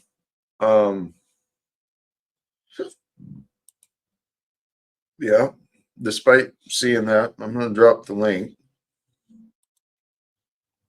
And holy cows, I'll pin that to the chat top. The topic today is let's be honestly, let's be together, right? Get it together, be authentic, be present, be with love. And when you're authentic and honest and present and you're with love, guess what? It's really easy to be honest, right? It's really easy to be. Oh, yeah. He's a fascinating character. I saw some of the things he's been doing recently, but I saw some of the things Tark was doing recently too. So the slander comes out. He doesn't, he allows it, of course. Oh, yeah. His little buddy Arpol with the wrench said unsubscribe from Steven because he goes schizo and starts spamming. Talcott, you don't have very many years left, greaseball. Then what are you going to do when your body dies? Where do you think you're going to end up? He's a fascinating character. I saw some of the things he's been doing recently, but I saw some of the things Tark was doing recently too. And if he's still there, that unslaved truth guy. And Red 40, please, you don't have to call him gay every time. Every time you say his name, you don't need to add the extra. Anyway, I noticed our friend Unslaved Truth posted some posts about Jack Talcott. I thought about pulling him up. Was I going to? I don't think I've got him up, but he's got a bunch of posts about Jack Talcott with the comments turned off. So I can't even reply, can't even say anything. And it's most peculiar and bizarre behavior for a quote unquote adult, right? Anyway, here's another quote unquote adult. Oh, welcome back for a bit. Stephen, how are you today? Hello. Hello. Why so negative, Jack? Why? You know, I paused there. Look at how his eyes are squinting. Look at the distress there. He's not comfortable. He's worried. He's anxious. And his body shows it. I paused on purpose before I said hello. I let him sweat it a little bit. I did that on purpose.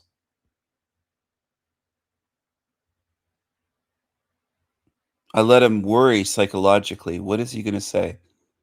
What's he going to do? Look at his eyes. They're almost shut. Why so negative? It's a new day. Let's be positive, brother. You said despite what you saw in the chat, you should have been happy to see me. All I was saying is hello to my tiggas. What's wrong with that? You never heard of Winnie the Pooh? Yeah, I have. Oh, well, Tigga. Mm-hmm. It's a good character. Huh. Mm-hmm. You seem upset or disturbed or negative today. Let's be positive, brother. Let's be positive. Let's be positive. Let's not complain about things, little trivial things. You should be happy to see me. Hello to all my fans in the chat room. The greatest co-host ever is here to brighten the show. How are you today, Jack? I'm quite blessed. Truly. Me too. You said despite what you saw in the chat, you put my comment up. I couldn't believe it. Well, please accept it. And then you might be able to believe it. And then once you believe it and accept it, you can understand. Accept what? Why I brought your chat up as I said that comment. Can you explain? Can you clarify? I don't understand. Well, it's fascinating that you don't, but I mean, I've been I'm very cheerful. honest. You seem sour. You seem sour. I brought positivity and cheerfulness, and right away you highlighted my comment saying you're going to post the link despite what you saw in the chat, and you posted my comment with saying despite seeing you in the chat, Stephen, I went ahead and I took a chance and I dropped the link. And my preference is honestly for other guests to join up because, Stephen, I've been very clear with you. I don't really enjoy you. You're not a co-host here. You're some fool who plays a clown and acts like a know-it-all online as he hides behind images, right? You don't even show your face most of the time, Stephen. And yeah, thank you. I know. It's what he does. It's quite peculiar as a grown man, right?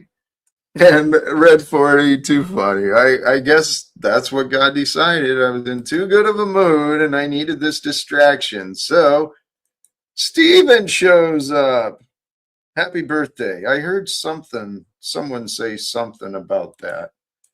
I don't know if it's true or not, but Stephen lies so often.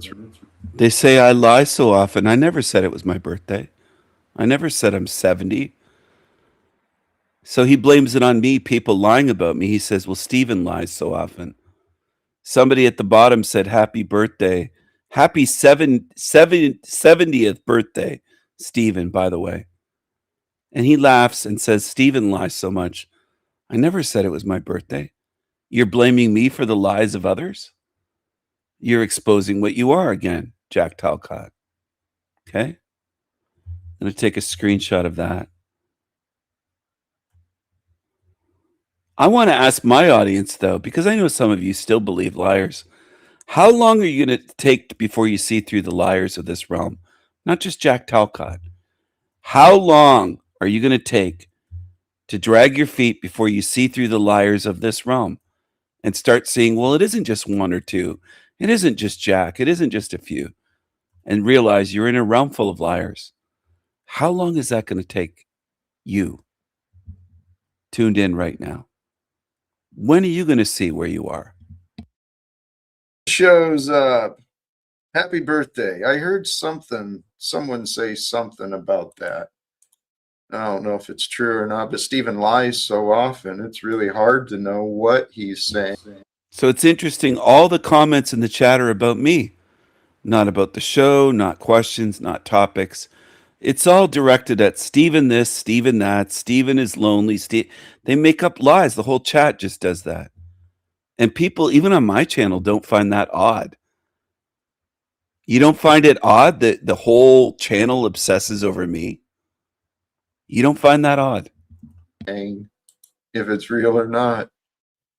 You know, and Autumn Glories, let's, with compassion, let's recognize that as a truth. Each of us, and he does represent a part of each of us, there's an aspect that is often lonely, lacks substance in life, and then we waste a lot of time. But we can relate, right? We can relate to people being lonely, but arrogant, right? Pushing people away, unpleasant. You're a fucking another character. Axis Rat Blood, Glenn, God bless you. You're such a cute.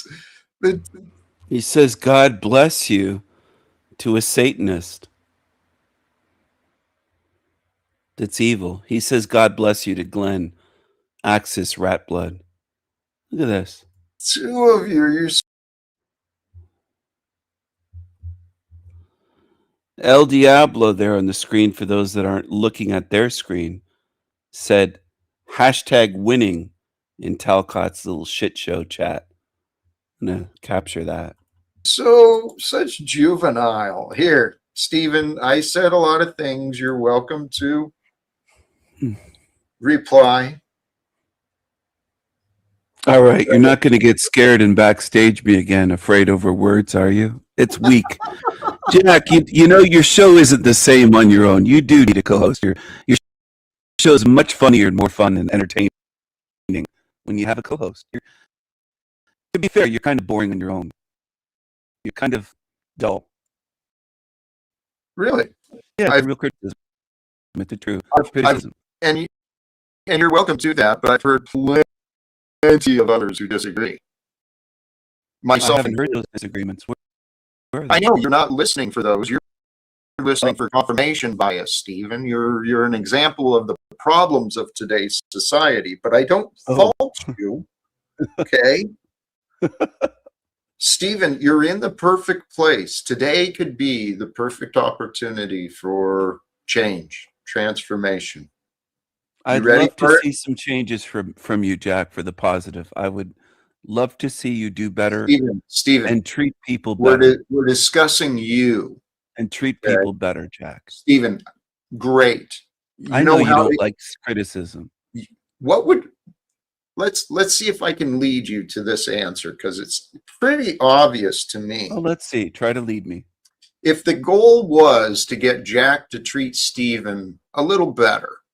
Treat everyone better, not just what? me. Well, let's focus on what's here and now. If the goal was to get Jack to treat Stephen just a little better, then what? A lot better. Okay, a lot better. Then what would that be? How would that happen? You'd show some respect and be positive and not start off with insults when you introduce guests. You'd show some manners and etiquette. Okay, so follow your rule. Kinder. What could you do besides criticism to help Jack treat Stephen a lot better?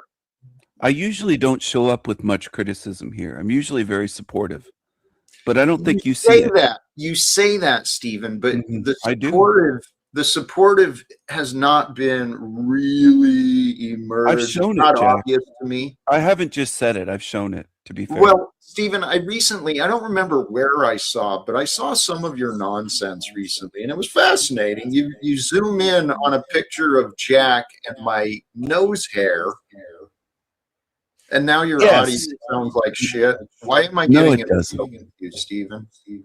Jack, I Why am I getting an echo with you? I don't know. Are you still getting an echo? Well, when I'm speaking, I'm hearing myself through you. So why the amateur hour? Are you not better than this? Listen how you use any opportunity. It echoed for 2 seconds, and he jumps on it to try to call me amateur hour and try to put me down. This is what narcissists do. He's not a man of love, filled with love and peace like he claims. Here's booger caught. It isn't just nose hair. It looks like he has boogers in his nose. It looks gross. Take a good look at your fucking screen. I know his fans say, "Oh, just don't judge me." Said it's just nose hair. They're always defending demons. Gross. Gross, gross, gross. That's what it looks like. It looks gross. Booger caught. Booger caught. And here he is here. If you can't see what a filthy, greasy, dirty demon that is, I don't want you around me. If you can't see, there's spiritual issues with you. That's the way I'm going to put it from now on. I'm not going to try to help you. I'm not going to try to fix you. If you can't see these demons at this point, there's spiritual problems with you. You have spiritual issues. Stay away from me. Stay away. Stay away.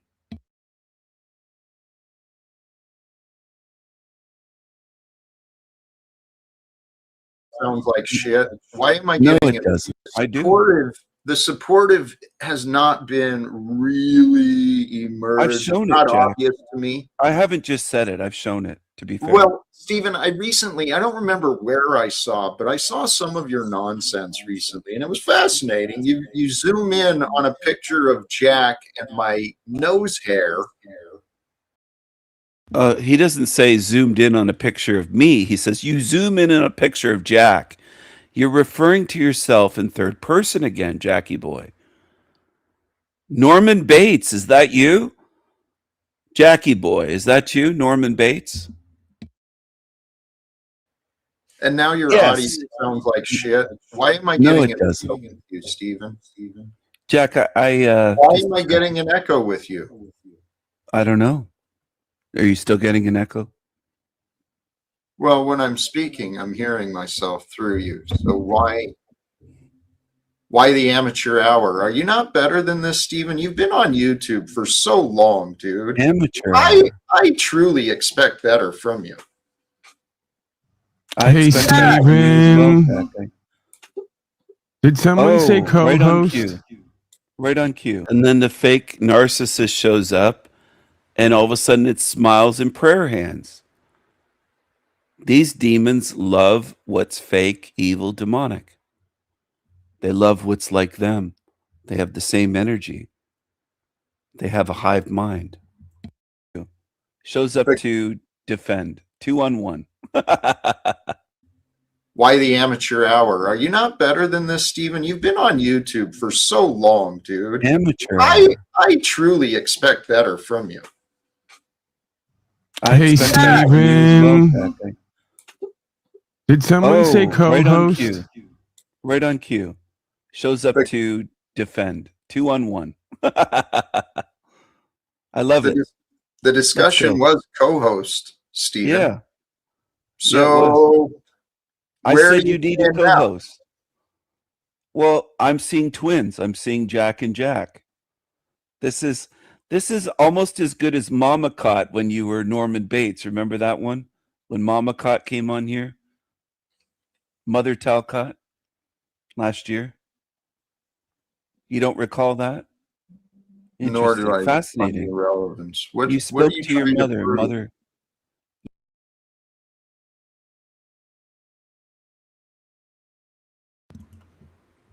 Are you not entertained, people? Are you not entertained?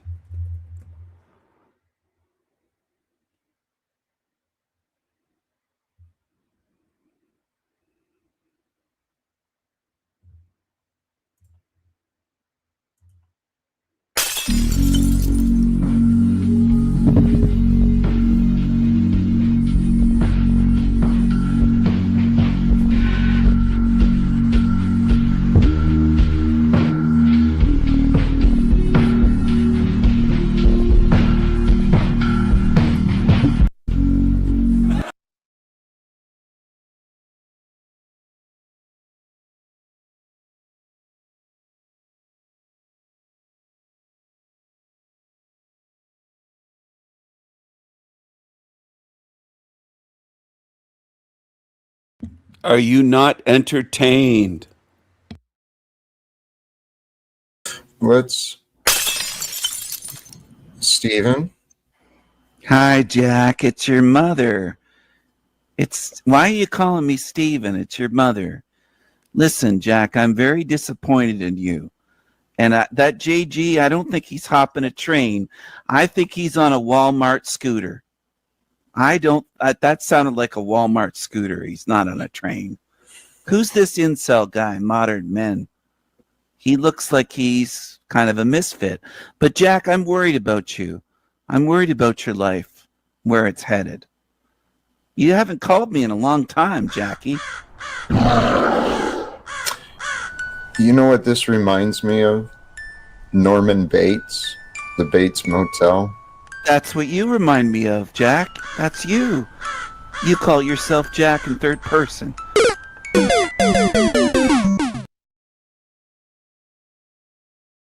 Got him there. Mama Jack Talcott got him there. Got him there. That was a good one. That was a good one. 35-year-old Everton Downey was convicted of the second-degree murder of his 25-year-old girlfriend. At trial, Downey admitted he killed Melissa Blimke, who was stabbed 15 times near the entrance to Metrotown Shopping Center in December 2021. After he left Blimke dying in the stairwell from what Associate Chief Justice Heather Holmes described as a savage attack, Downey fled the scene, eventually asking a passerby to call police and turning himself in. He was released and robbed a bank the next day. It's surprising to me. It's still unexplained to me as to why he was released. And turning himself in. He was what Associate Chief Justice Heather Holmes. What do you think? People are very quiet. I'd love to hear your thoughts, if you have any. The longer I live in this hell realm, the more that I see most people don't have thoughts, even when they're, in a sense, provoked. And what are you thinking? What are your thoughts? Do you have any thoughts? People don't have much on their minds. Are you thinking? Are you seeing? Watermelon felons. Watermelon felons.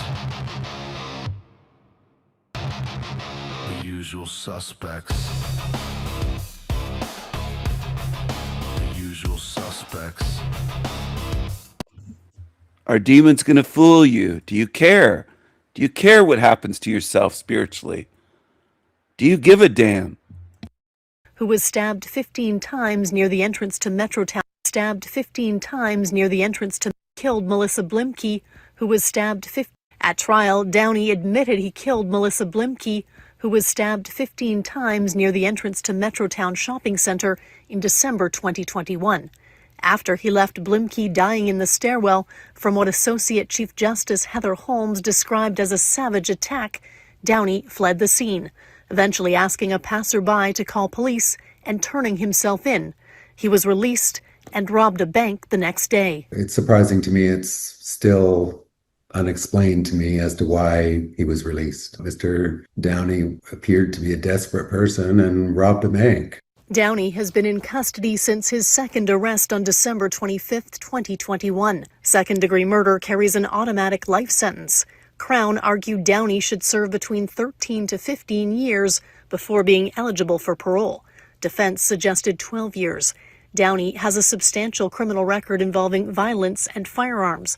While an impact of race and culture assessment found that as a black man, he did not experience overt racism growing up in Toronto, Downey's experience changed when he moved to BC in 2016. When Mr. Downey came here, he discovered there wasn't really a black community that he fit into. I think he felt isolated. In deciding on a period of parole ineligibility of 12 years, the justice said the aggravating effect of his criminal record is offset in part by the mitigating circumstances of his background, including early exposure to violence, chronic instability, poverty, systemic anti-black racism, and untreated mental health symptoms such as hypervigilance that may be trauma-related. The court looked at the Narc report. It looked at prior cases as well and found that the range of sentence, whether the person was racialized or not, was within that 12 to 15 years. To interpret what the judge did as giving Mr.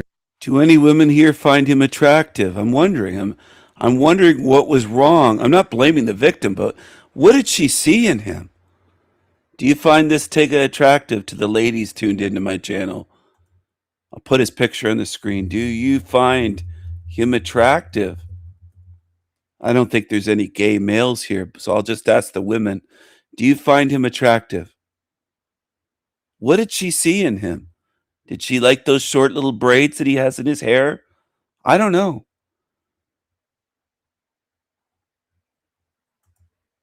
She looked like a fairly attractive white woman. What did she have against white men? Why was she dating him? The killer receives a lighter sentence partly because of race. Let him out. To take it, murdering wasn't enough. He robbed a bank. Oh, is that stereotyping, or is he fitting the stereotype? This is where I want people to think, but I don't know how many people left in this realm are capable of thinking, because people don't show it very often. Do you find him attractive? What are you white women thinking that date these Tygas? Do you find him attractive? Nobody's answering. Fascinating. Are you attracted to this Tyga? Violence and firearms. While an impact Downey has a substantial criminal record involving violence and firearms. So she's dating a violent criminal with a violent record, a violent past. She wasn't just a white woman dating a Tyga. She's dating a criminal. Well, she got fooled. He seemed like a nice guy, right? He seemed good. Downey has a substantial criminal record involving violence and firearms, while an impact of race and culture assessment found that as a black man, he did not experience overt racism growing up in Toronto. Downey's experience changed when he moved to BC in 2016. When Mr. Downey came here, he discovered there wasn't really a black community that he fit into. I think he felt isolated. In deciding on a period of parole ineligibility of 12 years, the justice said the aggravating effect of his criminal record is offset in part by the mitigating circumstances of his background, including early exposure to violence, chronic instability, poverty, systemic anti-black racism, and untreated mental health symptoms such as hypervigilance that may be trauma-related. The court looked at the Narc report. It looked at prior cases as well and found that the range of sentence, whether the person was racialized or not, was within that 12 to 15 years. To interpret what the judge did as giving Mr. Downey a reduced sentence, that's a mistake, to my mind. Downey's parole ineligibility period is 2 years above the minimum of 10 years. Kristen Robinson, Global News.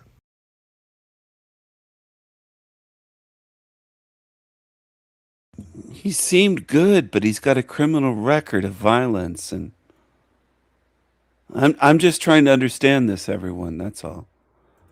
I'm trying to understand the attraction that a white woman would have towards a Tyga. What's the attraction? I don't get it. Did she like the smells, or I don't know. What was it? He seemed good. Well, Tygas are the most dangerous relationship that's hetero.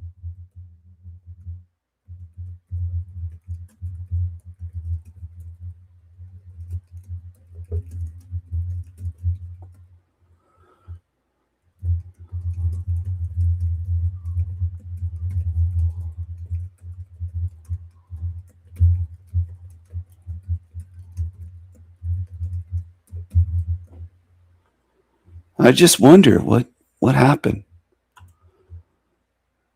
Why was that white woman attracted to that Tyga?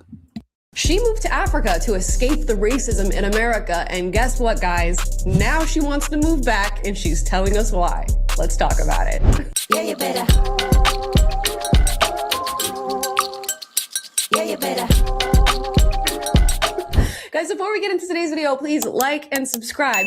Yes, today we're going to meet a young woman who decided to move out of the United States of America to Ghana, all because she wanted to escape racism. Now she's stating in a video that she wants to come back to America. This is backfired for her, and she's going to explain exactly why. Let's get into it. But y'all, I'd rather go back to America and deal with the racism in America before I sit here in Africa and deal with the bullshit bribery, the bullshit fraud, the bullshit scams, the bullshit too expensive, the bullshit not having no snacks, the bullshit not having no food, the bullshit electricity, the bullshit not having no snacks, the bullshit not having no food, not having no electricity.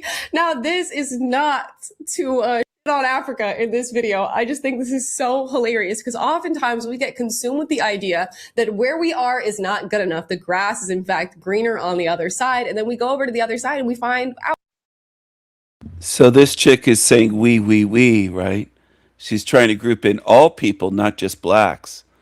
She's saying we all do this. We do this. Grass is greener. She doesn't want to make it a thing like this dumb Tigga, this big dumb Tigga went there. She wants to blame all of us and say we do this. I disagree. I think this is making excuses again. And this is a common thing that humans do. They make excuses. They won't say that dumb Tigga didn't realize how good she had it. They'll do the we do this, and it's funny because no, I don't do that. I'm not doing the shit that this big Tigga did. Come on. Don't group me in with her.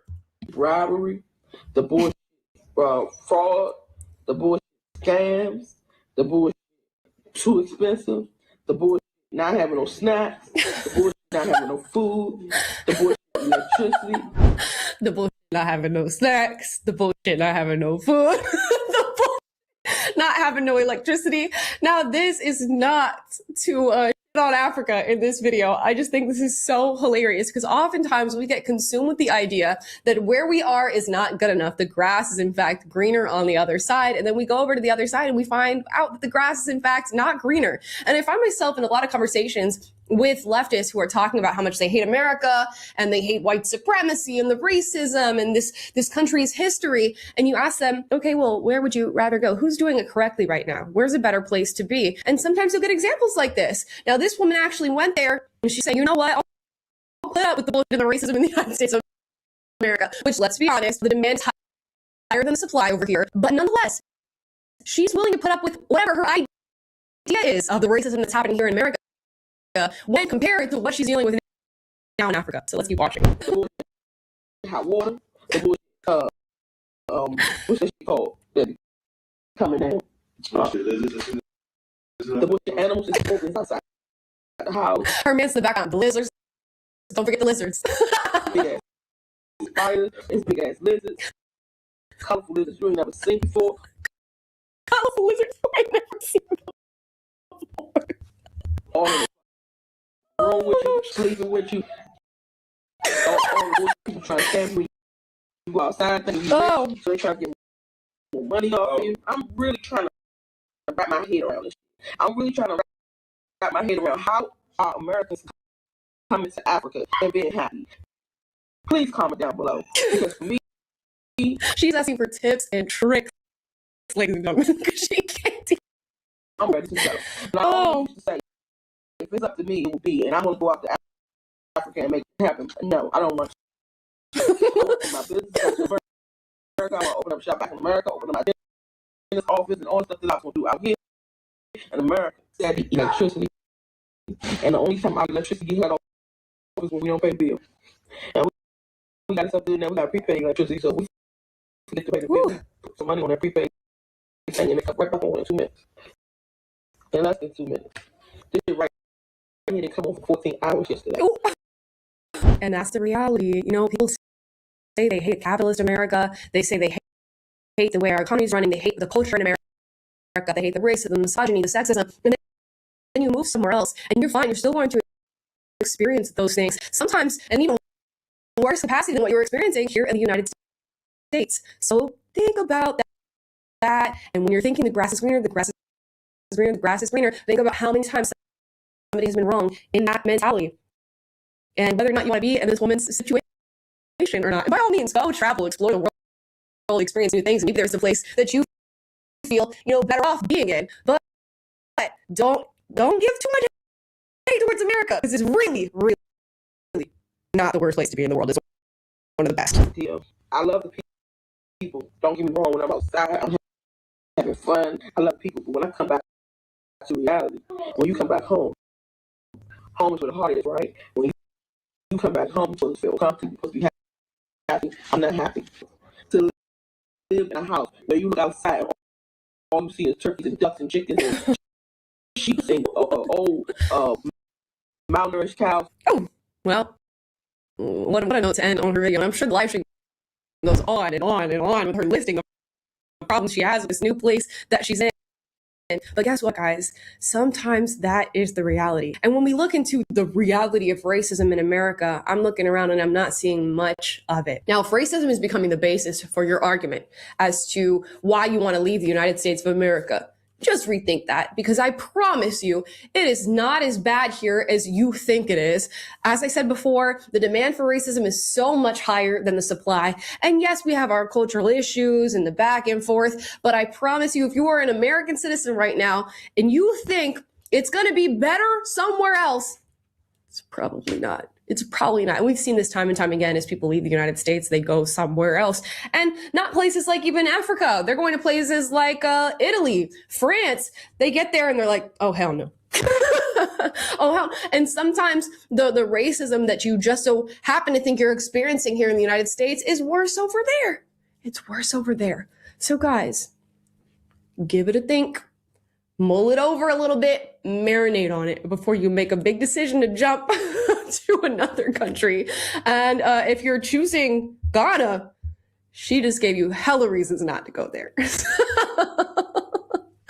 That's it. This is a short one today. I just thought this was so funny when I came across it, and I felt the need to share it with you guys. Drop your thoughts in the comments down below. Have you ever considered leaving America? And if so, why? Do you want to leave for its cultural issues, its political divide? And if that's the case, where do you want to go? And where do you think it's going to be better? Have you tried going somewhere else and then found that you prefer the United States? Have you tried going somewhere else and you found that you preferred that place?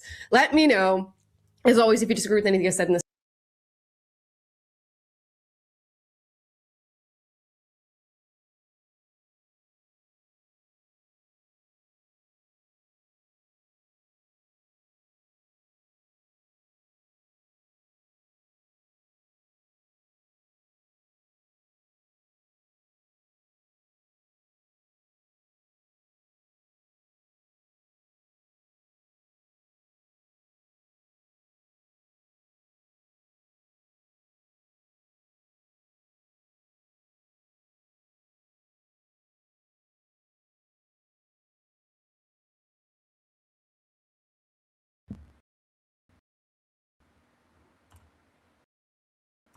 Hello. Hold on a second. I'm working on something. If there's an audio glitch, it's okay. It'll be back. Don't panic. Calm down. Relax. Relax. It's okay. It's okay. It's gonna be okay. Relax. It's okay, my tiggas. It's okay, I promise you. It's all gonna be okay.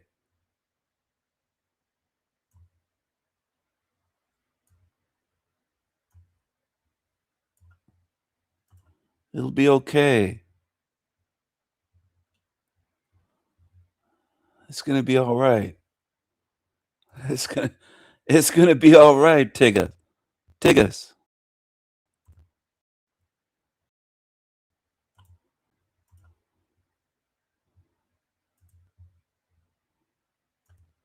Hello, RI.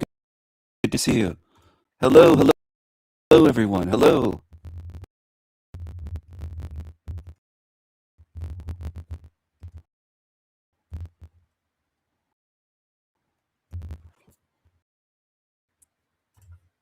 I think I solved something today. I think I found out where the missing planes went on 9 double hockey sticks.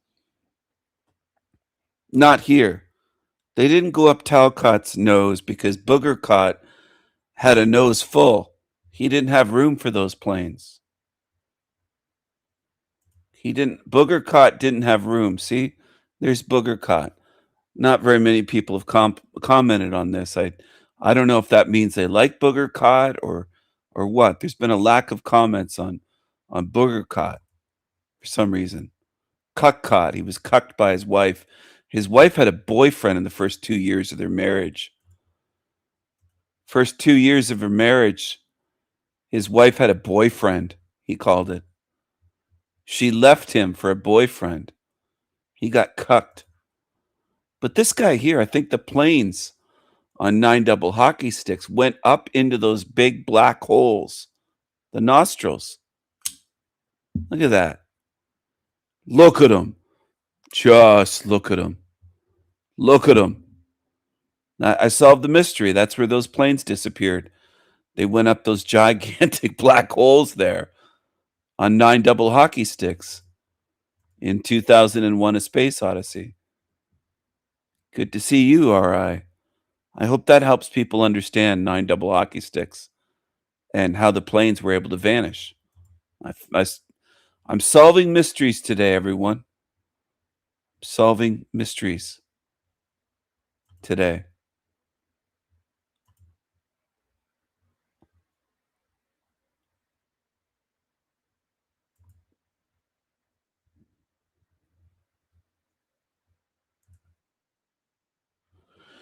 Well, not a lot of people have watched this. I don't know what happened, but people didn't watch this one. I don't know why. Hateful, creepy creature. It's on my Odyssey. I guess people don't get notified or something. But on Odyssey, I did post a new video hours ago today. Creepy Keith. Hateful, creepy creature, Narc, Keith, the rebellious meat puppet. What's going on here? Hello. Hello. Look at him. Just look at him. Show your real background, Creepy Keith. Show what's behind you. Don't use computer magic. Don't use a filter. Don't do that, Keith. Come on. You don't live in a clean place. You live in a pigsty. You live in a dump. That's if you're not living in your vehicle still. You claim to be living somewhere with a roommate. Did you actually get a job? I don't think so. You're on the internet all the time. You don't have a job. You should be homeless for life. You don't deserve to live indoors. But this isn't your place. This is fake. This is all fake.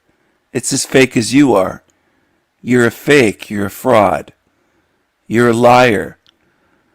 And the ones that believe you and fall for you for years and years and years and never see through it when you've been exposed belong with you. They can't be helped because they'll always fall for evil.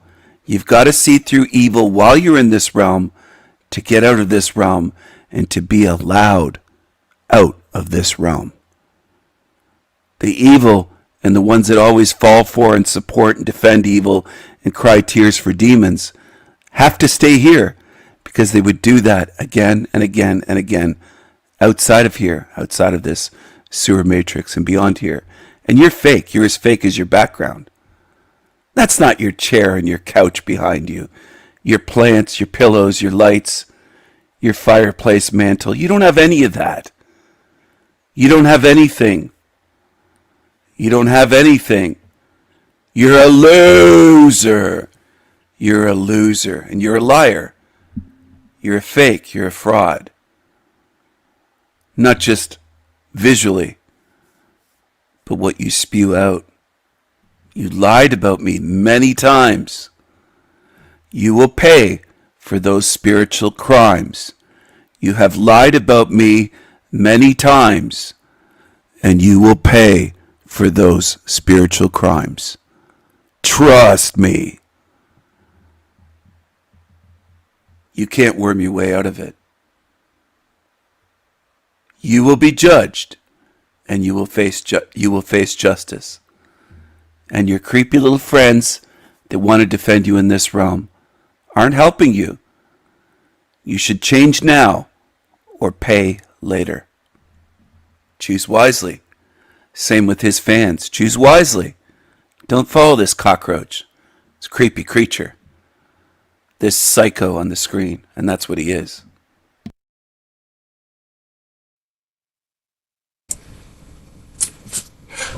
I find it strange, and I really, really, really mean this, how fucking difficult it is to get through. Sign of silence? Why is he putting his finger over his lips? Who speaks that way? Who puts their goddamn finger in the gesture? Who does that? Is that normal to you? I don't think it's normal. I don't think that's normal at all. I hope you start seeing what these creatures are. They're working with evil. They're working with entities. Whether he's an actual Freemason or not, or part of a secret society or not, is a question. He could be. But he's definitely demonic. He's demonically possessed. He's like a puppet for demons. Because look at his behavior. Look at his hand gestures. Look at his behavior, and you'll see this thing is rotten and evil and creepy and disturbing. And he's violent and full of anger every day. Your anger is going to eat you alive. And you're choosing it. You're not choosing another path. Creepy Keith. I would say this guy's angrier than Ted Bundy and Charles Manson ever were. This creature on the screen, I wouldn't be surprised if he has bodies buried. He's such a fucking creepy, violent cockroach. I find it strange, and I really, really, really mean this, how fucking difficult it is to get through to people. And then as I have sat and analyzed the human condition and start realizing its ego, its pride, its beliefs, and when you think of that goddamn petty level trivial shit on the grand scheme of his ego, Keith's ego, is on par with Psycho Derek. It's on par with the angry little garden gnome, Little D. They're both egomaniacal narcissists with violent tendencies. They should be locked up. They don't belong in civil society the way they behave. They don't belong.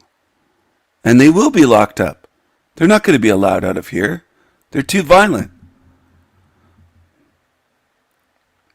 They can't be trusted around good spirits and children and animals.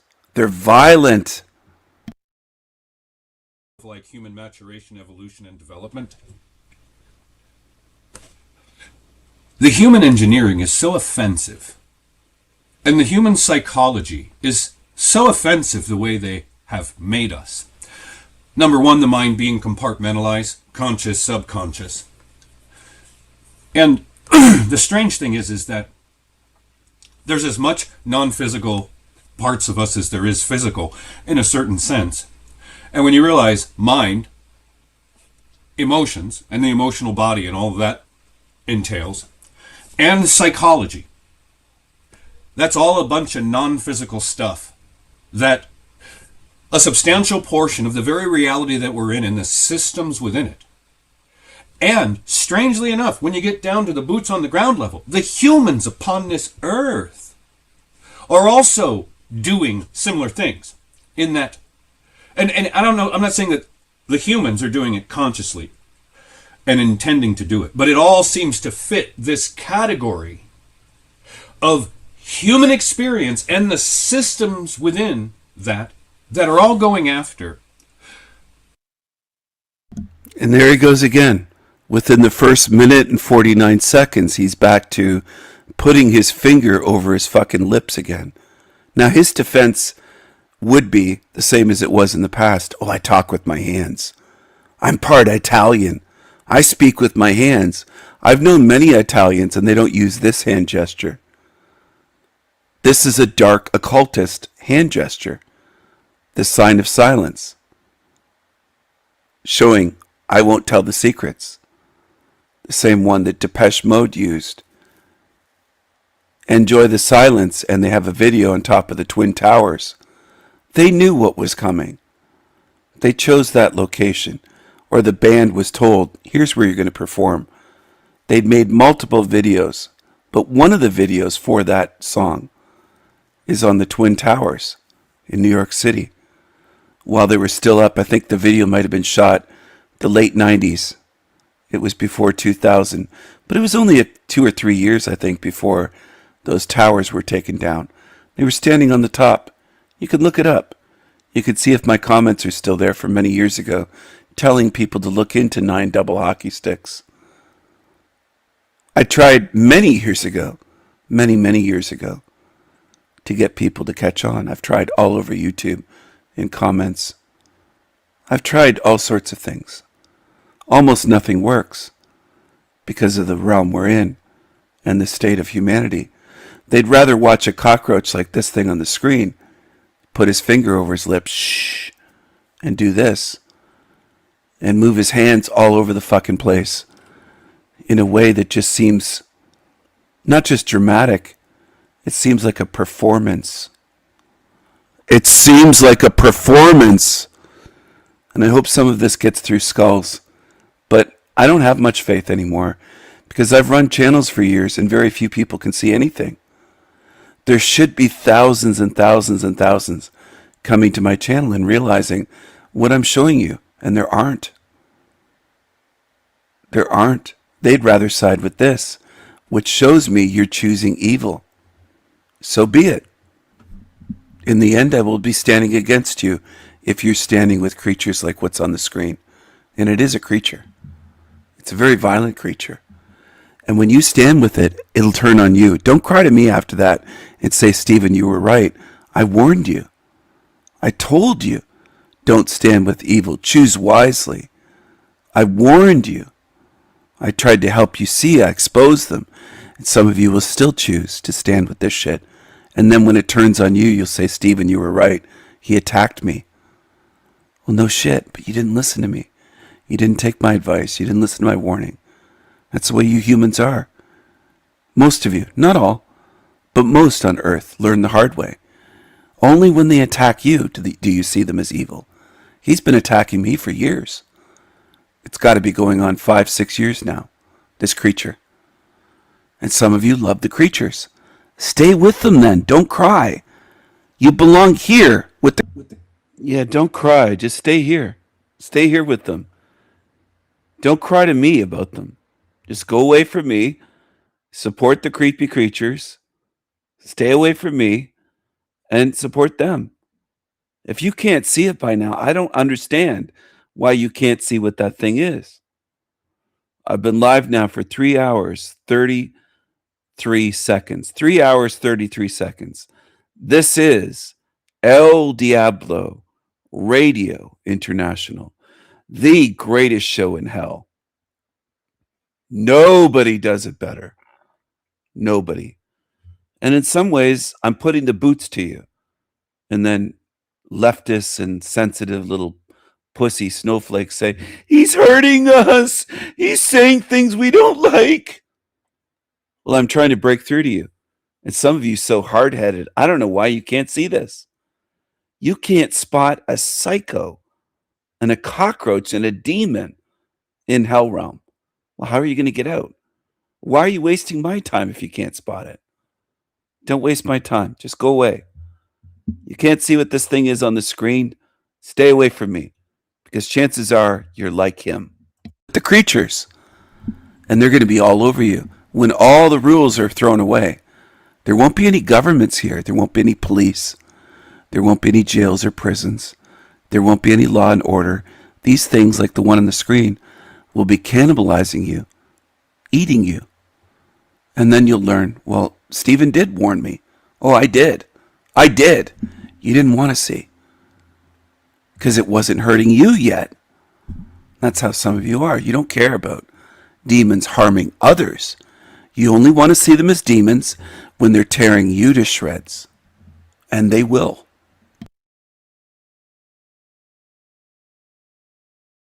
To such a large degree, these non-physical components of Earth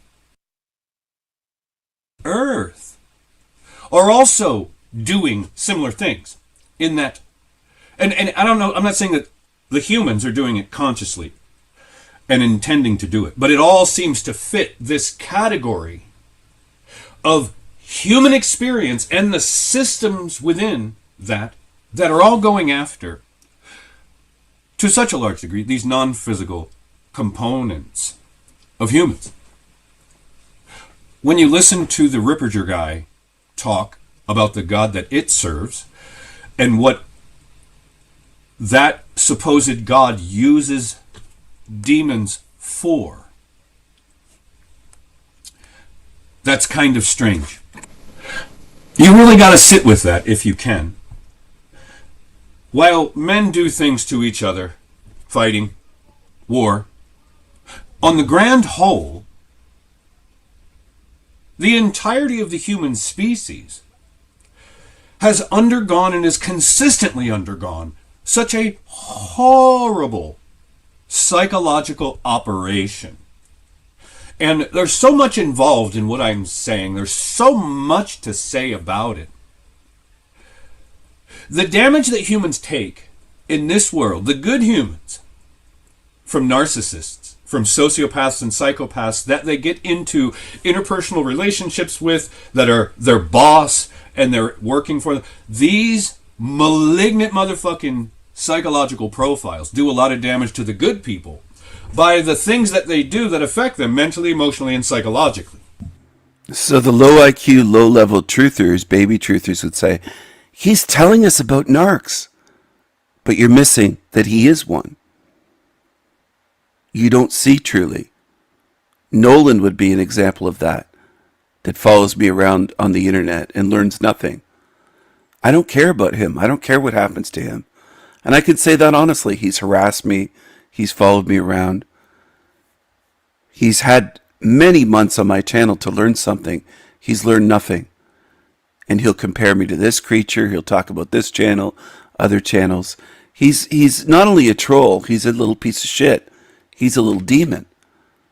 He belongs with what you see on the screen. Now, he would laugh that off because he thinks it's all a joke. It isn't a joke. I don't have to know your name, Nolan, or your face. You will be filtered out. You just don't understand. I don't have to know every demon on earth. All I have to do is take the good spirits with the good frequency and the good behavior and recognize them and take them out of this realm. What's left will be evil and belongs here. That's all I have to do. Filter out the good from the evil. That's my approach, because there's far less good here. Most in this realm is evil. Like you, Nolan. Like you, Jeremy. Like you, Joshua. Like you, little Derek. And others that are more like this creature on the screen, Jack Talcott. And it's millions and millions more. Those are just YouTube examples. Jason from Archaic's channel. But there's millions like that. Millions and millions. So I'm not going to judge go around and go, is this a demon?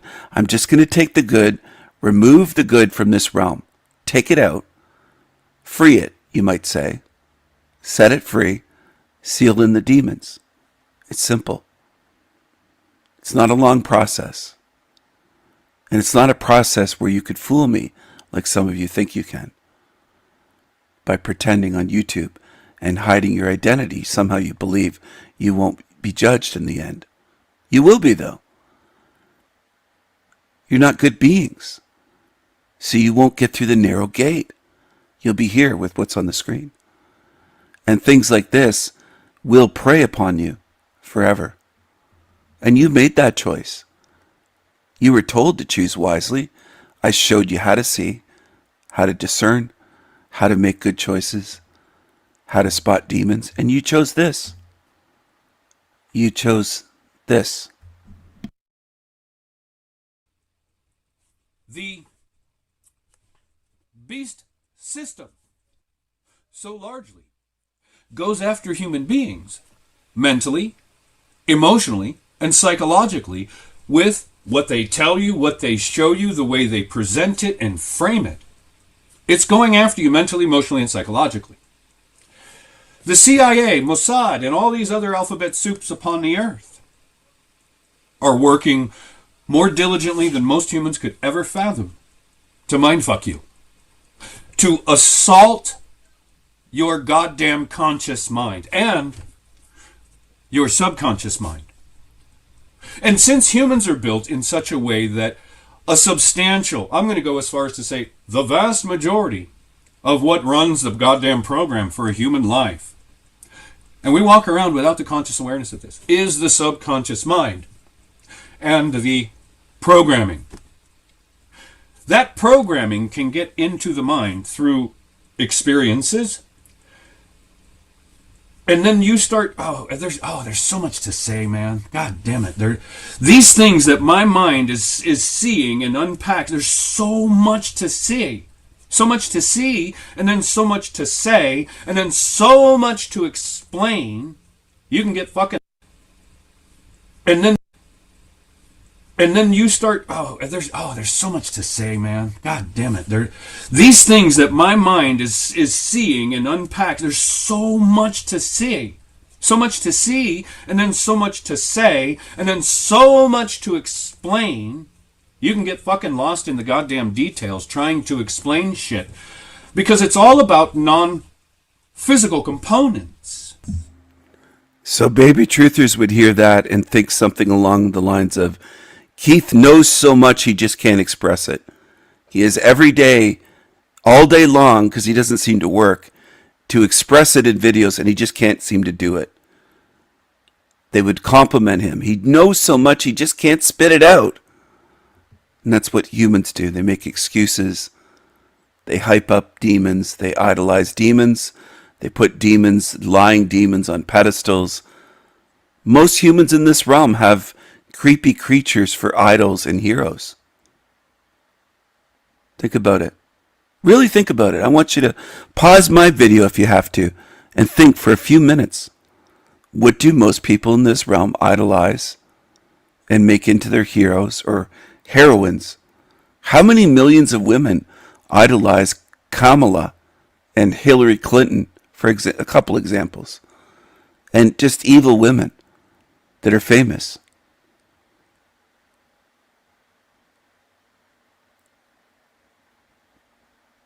How many men idolize famous rappers that are sellouts, that are evil, that have done evil shit to become rich and famous? How many humans idolize Jay-Z and Beyonce, or Lady Gaga, or Madonna for the decades she's been around? Start thinking about it and say to yourself, yeah, it's most. It's most on earth. Well, they started when they were teenagers or children, idolizing them. These celebrities, as they're called.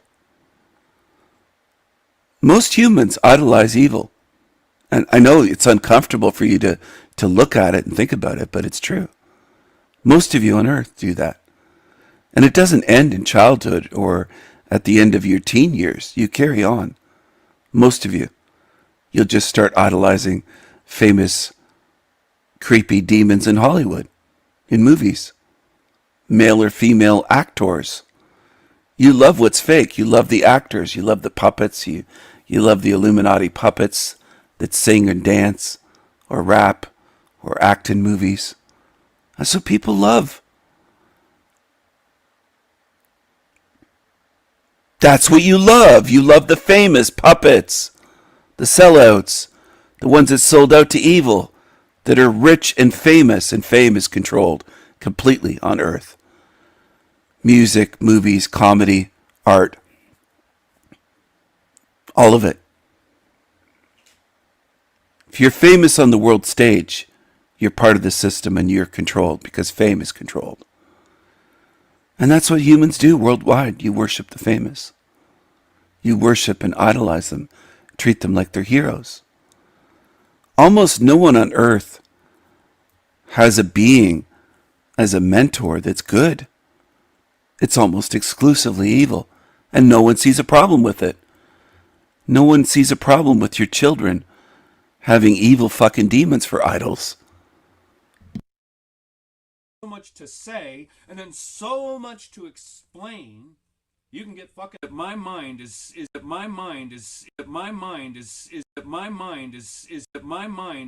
seeing and unpacked. There's so much to see. So much to see, and then so much to say, and then so much to explain. You can get fucking lost in the goddamn details trying to explain shit. Because it's all about non-physical components of human existence, human operation. And I've said it before, most of the world is the walking wounded. Because, and it seems trivial, it seems stupid. And this is how lacking in consciousness most humans are.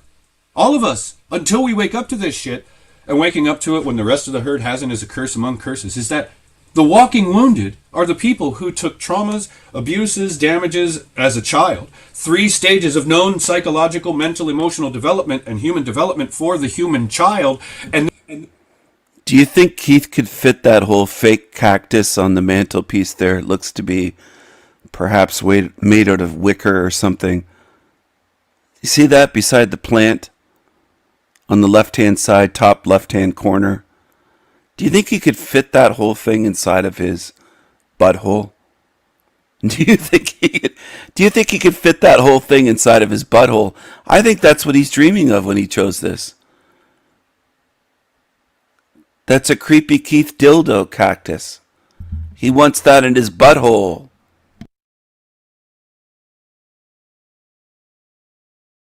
in this world, to a substantial degree, is seeking consciousness. Most humans are. All of us. Until we wake up to this shit, and waking up to it when the rest of the herd hasn't is a curse among curses. Curse him. Curse the him. walking wounded. Cursor are the people magic. Who took traumas, Curse him. abuses, damages Curse him. as a child. Curse 3 him. stages of known Cursor psychological, magic. mental, Curse him. emotional Curse him. development and human development for the human child. And this world, to a substantial degree, is seeking to. And when I say the world is seeking to, it's an overall way the matrix works, in that the humans are so goddamn damaged that they're damaging their own offspring mentally, emotionally, psychologically, physically, sexually. Oh, there's another one that's non-physical with a Curse physical him. manifestation, the Curse him. sexuality. Cursor of magic. the things that, Curse him. Curse him. Curse him. Curse him. Cursor magic. Curse him. Cursor magic. Cursor magic. Cursor magic. Curse him. Curse him. Curse him. Curse him. Cursor magic. Curse him. Curse him. Curse him. Curse him. Curse him. Curse him. Curse him. Curse him. Look what I'm writing on him. Writing that right over his fucking face. Writing that right over his fucking face. That's a diamond. That's a diamond. That's a diamond. He's a cursed being. He's cursed. He belongs here. Let's curse him. Curse him. Curse him. Cursor magic. Curse him. Curse him. Now do you see? Curse him. I'm drawing over his face. Look at this. Defacing that creature. Curse him. Curse him. Cursor magic. He reports me to YouTube. He tries to take away my free speech. He's an evil piece of shit. He's an evil piece of shit. Curse him. Curse him. Curse him. Cursor magic. Curse him. Curse him. Curse him. Curse him. Curse him. That's a cursed being. That's a cursed fucking being on the screen. Choose wisely. Don't follow these cursed beings. Don't follow these creepy creatures. Don't follow demons. Don't follow demons. That are being attacked. And when you damage all of that, but you can't see it, the only way in which you can see it is poor and bad behaviors. The way in which the human acts out. Takes things out on themselves, takes things out on other people, and does all this ridiculous shit. It all translates into behavior and how the fuck we treat and interact with each other as a fucking species. I see.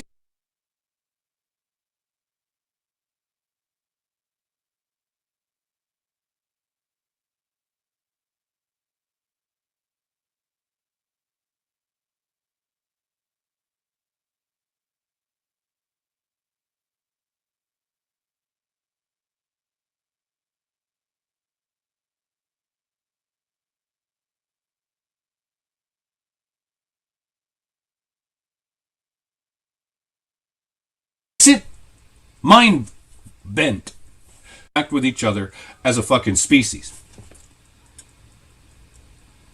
I sit mind bent that humans don't recognize this and haven't wrapped their mind around the totality. I sit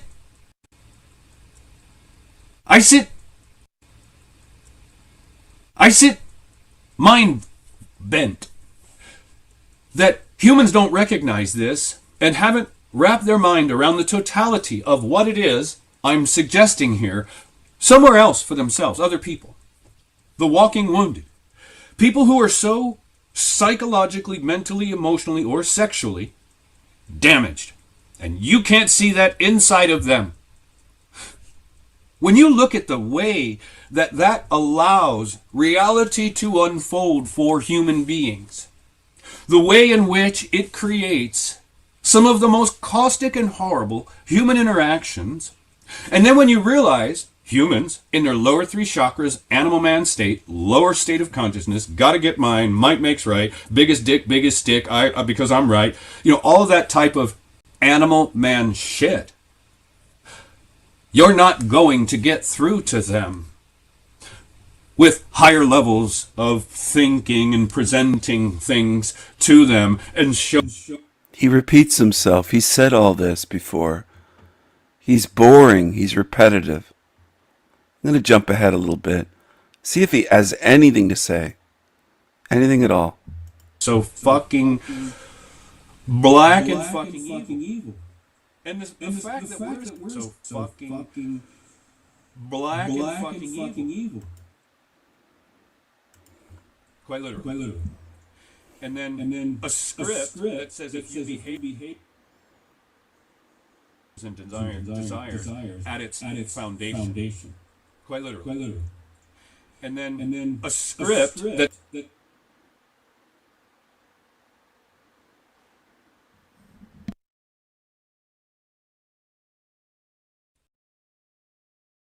causing the field to then respond back to us accordingly. I wonder if that's really true. Think about how that would be another thumb up the ass and a thumb in the eye and a fuck you bullshit that have been willfully. He's always vulgar, crass, even his analogies and just the way he tries to describe things like a thumb up the ass. He's such a homo. Such a gross, sickening cockroach. That's what he is. A vulgar, crass, demonic loser. That's what he is. Everything about him is gross. He belongs in this realm. He's rotten all the way through.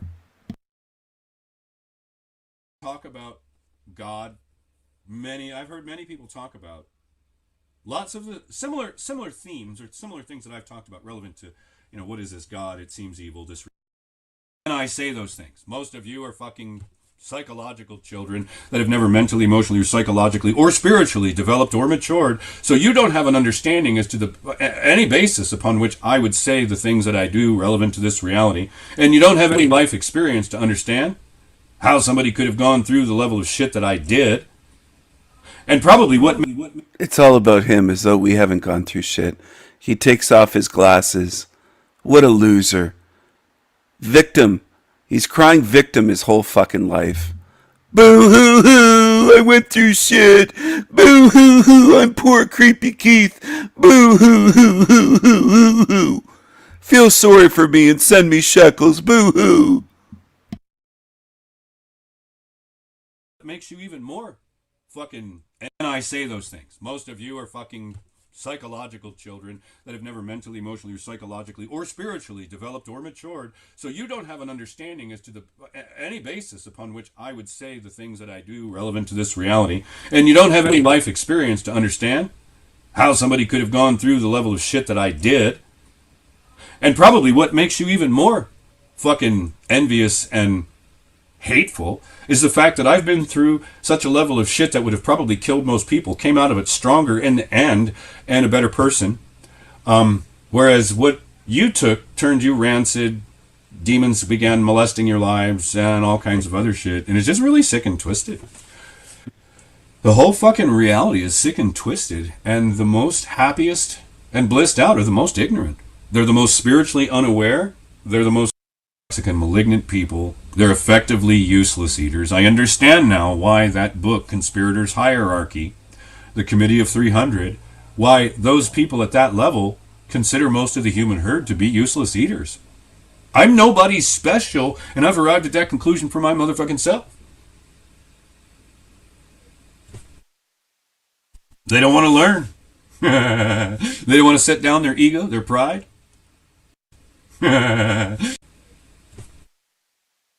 They don't want to learn. They don't want to set down their ego, their pride. They don't want to set down their ego, their pride. They don't understand beliefs. They don't want to set their beliefs down. And then they're also goddamn emotionally triggerable. They're also goddamn emotionally fragile. That's you. That's you, creepy Keith.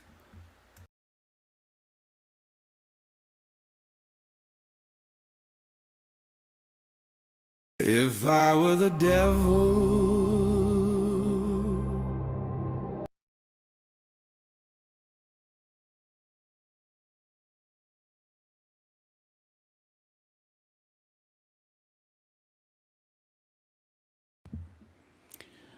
Hello, hello. Are you going to follow the demons? Are you going to be deceived by the creepy creatures?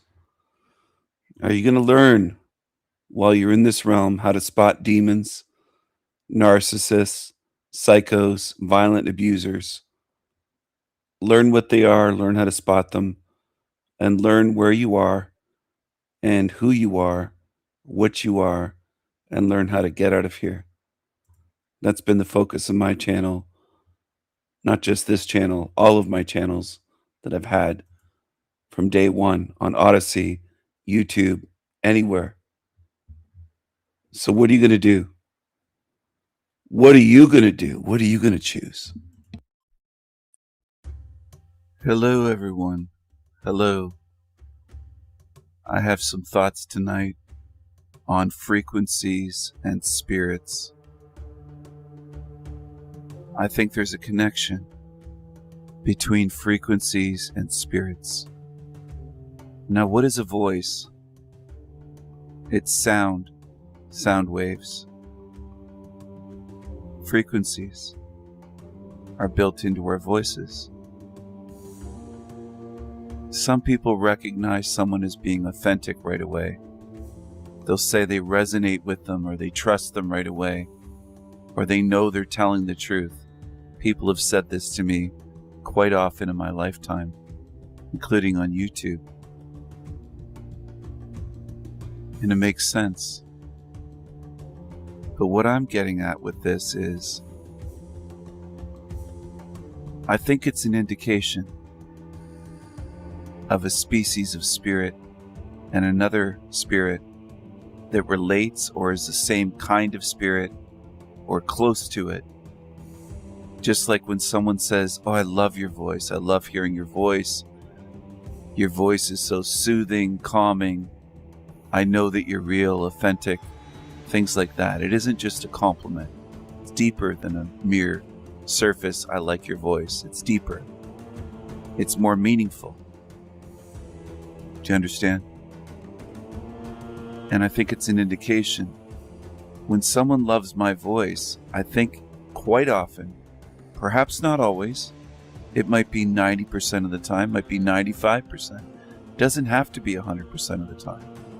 But quite often, it seems to indicate that they relate with me beyond just my voice. I think it's that way with me as well when I hear someone else's voice and their voice is pleasing.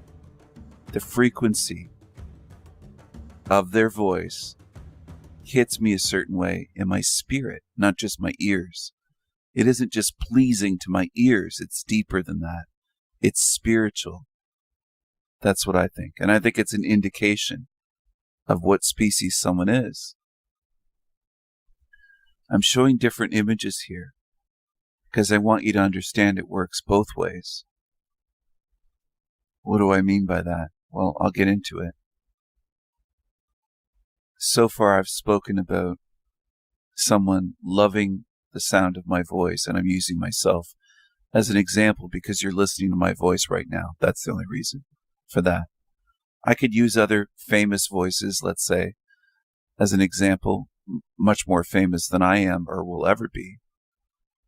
And some people love their voice and others can't stand to hear their voice.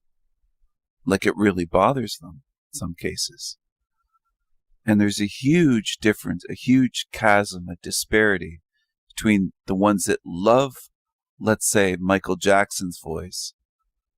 He was world famous, only using his voice for that reason. And others, some love his voice and others despise it.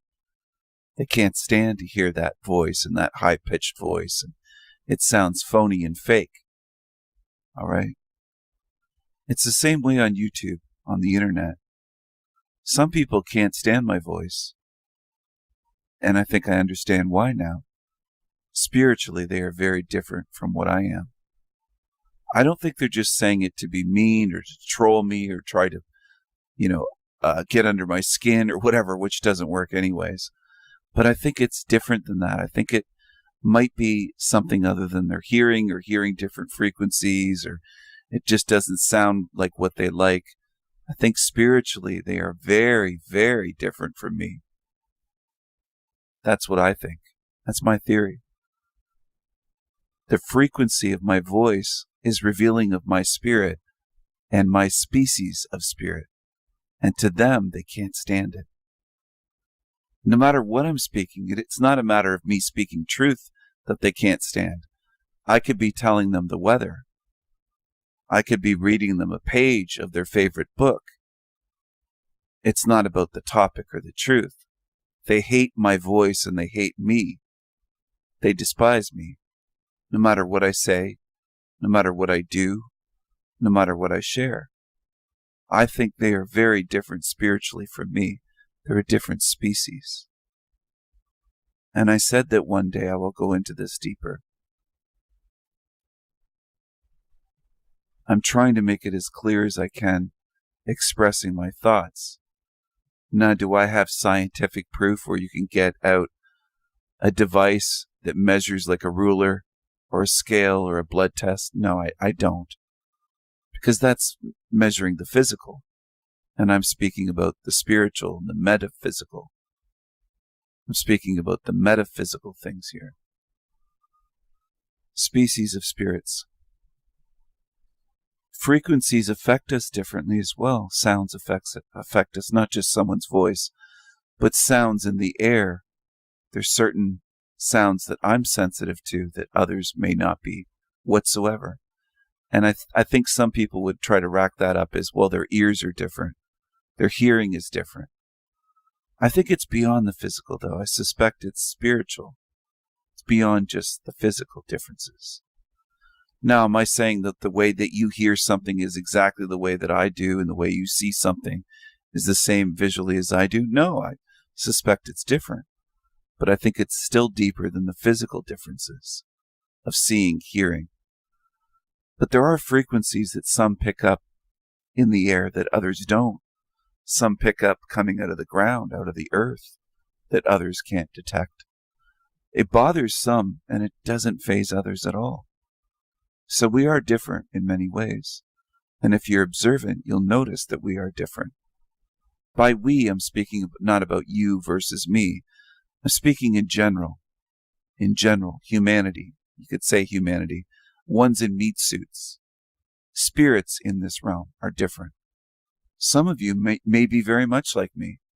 Some of you might really not only love my voice, but it might soothe you in a spiritual way.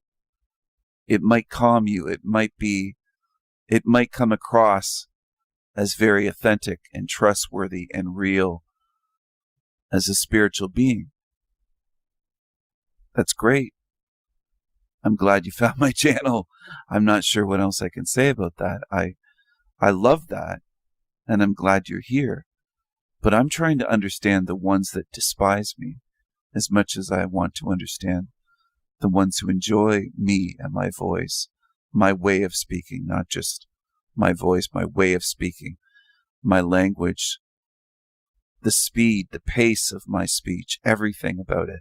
Some people really adore my voice and my way of speaking. My voice right now is starting to get worn out because I've been up very late into the night and speaking a lot. I did a live stream before this video, but I don't think I'd be able to sleep until I recorded this. There are times when I feel something is that important that I have to put in the extra work and stay up and wear out my body and do what needs to be done because it's important and I feel the importance of it, not the importance of myself, but the importance of the work, the message, whatever I'm trying to share. And in this case, I'm trying to share something that I think is an insight into frequencies and spirits, how some of us are very alike, and right away we have an understanding. And it's beyond a likability. It's beyond you like me and I like you. It's just beyond that. That's one level. It's many levels beyond that in a lot of cases.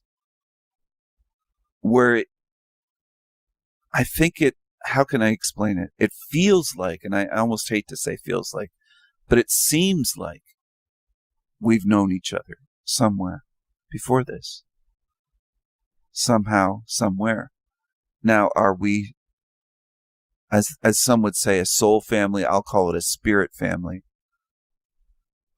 Because the soul, I've never quite liked that term. I think it grounds you to this realm. It seems like the soul of the feet and the soul, and I think it's an anchor to this realm.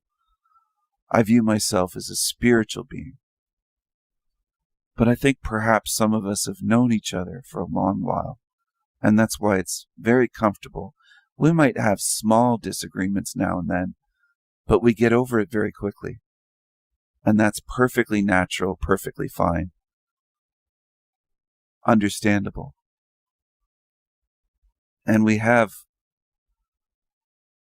less falling out, less disagreements than so many others in this place, if you really look at it that way. And then there's others that I can't stand their voice, their energy, their frequency.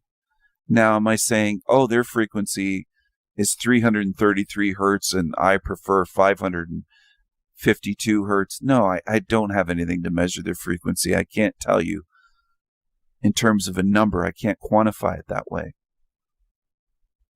But I feel it and I notice it. And I think their voice reveals it, and their eyes. Their eyes, the energy coming out of their eyes. I think eyes do more than just devour light coming in. I think they put out some kind of energy. Again, science would say, well, that's bogus. They're not putting out an energy. I have to disagree. Maybe it hasn't been discovered yet, and maybe it isn't measurable, and maybe it doesn't have a name yet, hasn't been defined, but I think there is something there. But their voice definitely does. Sound is a frequency. And the way some speak, I know right away that they're so different from me. And no matter what the topic is, I don't trust them. It's beyond just not liking their voice. I don't trust them. They aren't trustworthy. And unfortunately with me, I often care about others in ways where I know better that they're not a good being, and I still have some care for them. And I do have to work on that. I do have to step back and work on that, because these demons would love to use me, trick me, devour me, harm me, use my energy, my care, turn it against me, anything imaginable. These demons don't care at all. They're sheer evil. That's what they are. Anyway, I hope this helps some people understand or open their mind. Open your mind. Open your mind. Be like water. Open your mind. Open your mind. I hope it opens some minds wider so that you can consider we may not have the frequencies down and measured, but we can detect it without having a number, without having a way to just measure it, saying, this person here is this frequency, this. And I don't mention frequencies in a new age way, like raise your frequency. I'm not saying that at all. I think our frequency might be more like a fingerprint. And I think the voice might reveal the frequency of the spirit and what the spirit is and what species, what kind of spirit it is sometimes revealed through the voice, through the sound. So this is a theory I'm working on that ties in with my species of spirits theory, which could have dozens more videos if I live that long to continue to make those. I don't know. I'm not saying I'm dying. I'm just getting at, I don't know how many more I will be able to make, but I have ideas and thoughts and theories and insights and knowledge and some spiritual wisdom, or I like to think it's spiritual wisdom, that I would like to share and keep sharing, to be helpful while I'm here. And that's not understandable to many. They think that can't possibly do that without wanting money. There's a lot on YouTube that believe that. They're very different from what I am spiritually. They're nothing like I am. And in fact, I don't want to be around them. I really don't. I see them as beings that are not just lost, they are malicious. And they wish harm upon me and my loved ones all the time.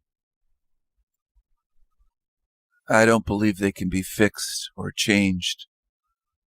I don't think that there's anything that I can do for them. I could change them as much as I could change a snail into flying like a beautiful, majestic eagle. It just can't be done. Can't be done. They are what they are. I don't think that they can change their frequency of spirit. Again, I think it's more like a fingerprint.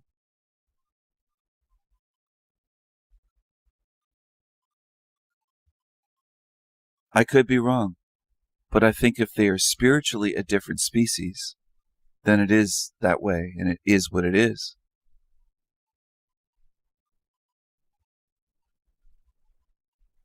In other words, I can't change a volcano into an ocean. It is what it is. I can't change a mountain full of granite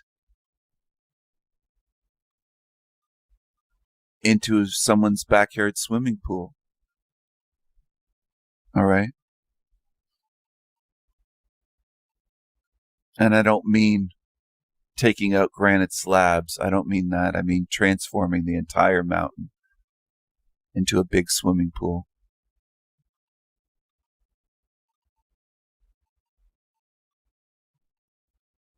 It is what it is.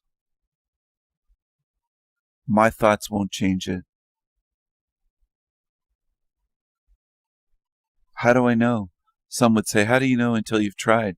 I have tried. I have tried to change others with my thoughts here, my will, my care, etc. It doesn't work. I think most species of spirits here are what they are. A rhino is a rhino. An elephant is an elephant.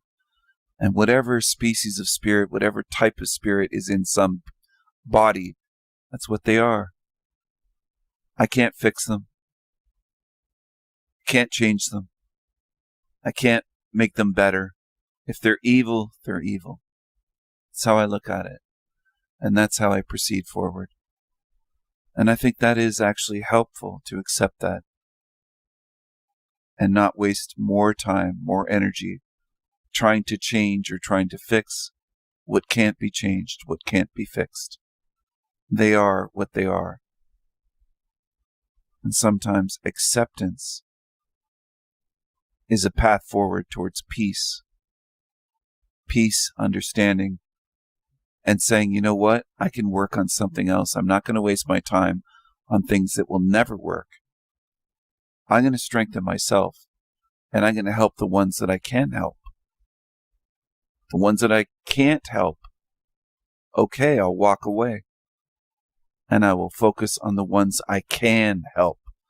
The ones that I can help, I'll focus on them. And that's what I'm trying to do. I hope that you enjoyed this video. Thank you for watching, and I will see you again soon. Mad love to all good spirits. Mad love and strength. Does that sound like pure evil to you, that video that I just shared? Does that sound like pure evil? Because that's the way YouTubers describe me without ever watching my content. Does that sound like pure evil to you?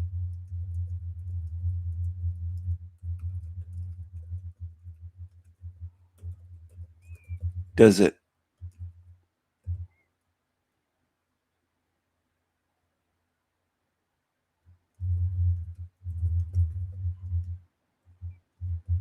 Does that sound like pure evil to you? I wonder.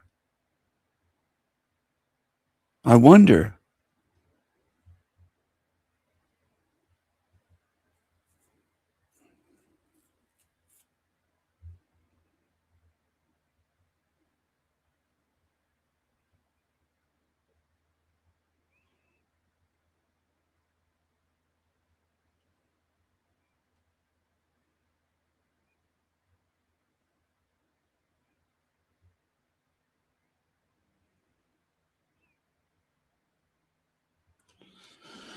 Oh, let's see here. What's going on in the chat room?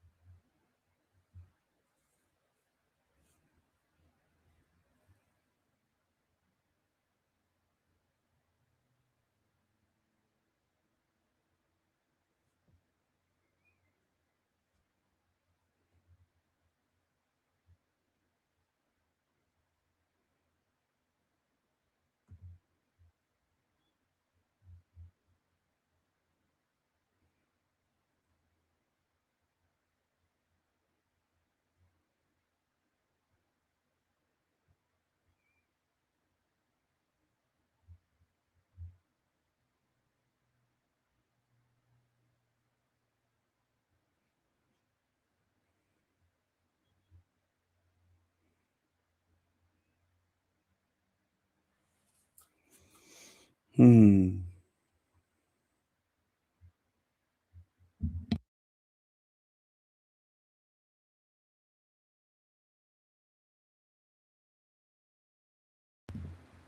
you tell a demon from a good spirit?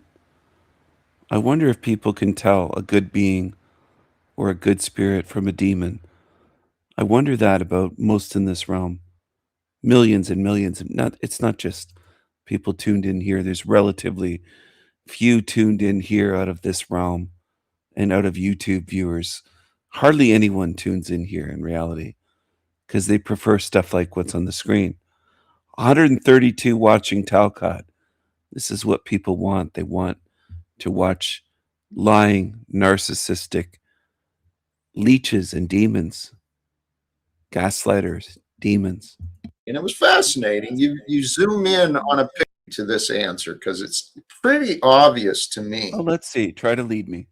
If the goal was to get Jack to treat Stephen a little better, and Red 40, too funny. I guess that's what God decided. I was in too good of a mood and I needed this distraction. So Stephen shows up. Happy birthday. I heard someone say something about that. I don't know if it's true or not, but Stephen lies so often, it's really hard to know what he's saying, if it's real or not. You know, and Autumn Glories, let's, with compassion, let's recognize that as a truth. Each of us, and he does represent a part of each of us. There's an aspect. I've asked Talcott many times over the years, tell me what I've lied about. He'll say he doesn't have to tell me. He can't name anything. Tell me what I've lied about, because you sound like a hateful creature that's making up lies about me. Some idiot claimed it was my birthday today. I never said it was my birthday. They lied. I didn't lie. Talcott twisted it, saying that I lie. Jackie boy, I'm going to rewind it to the beginning. You're such a loser, Jack. You're such a lying little demon. Holy cows, this is beautiful too. Yeah, we can't see the stars without the darkness, but you know what? I'm going to go ahead, despite what I'm seeing in the chat. Welcome.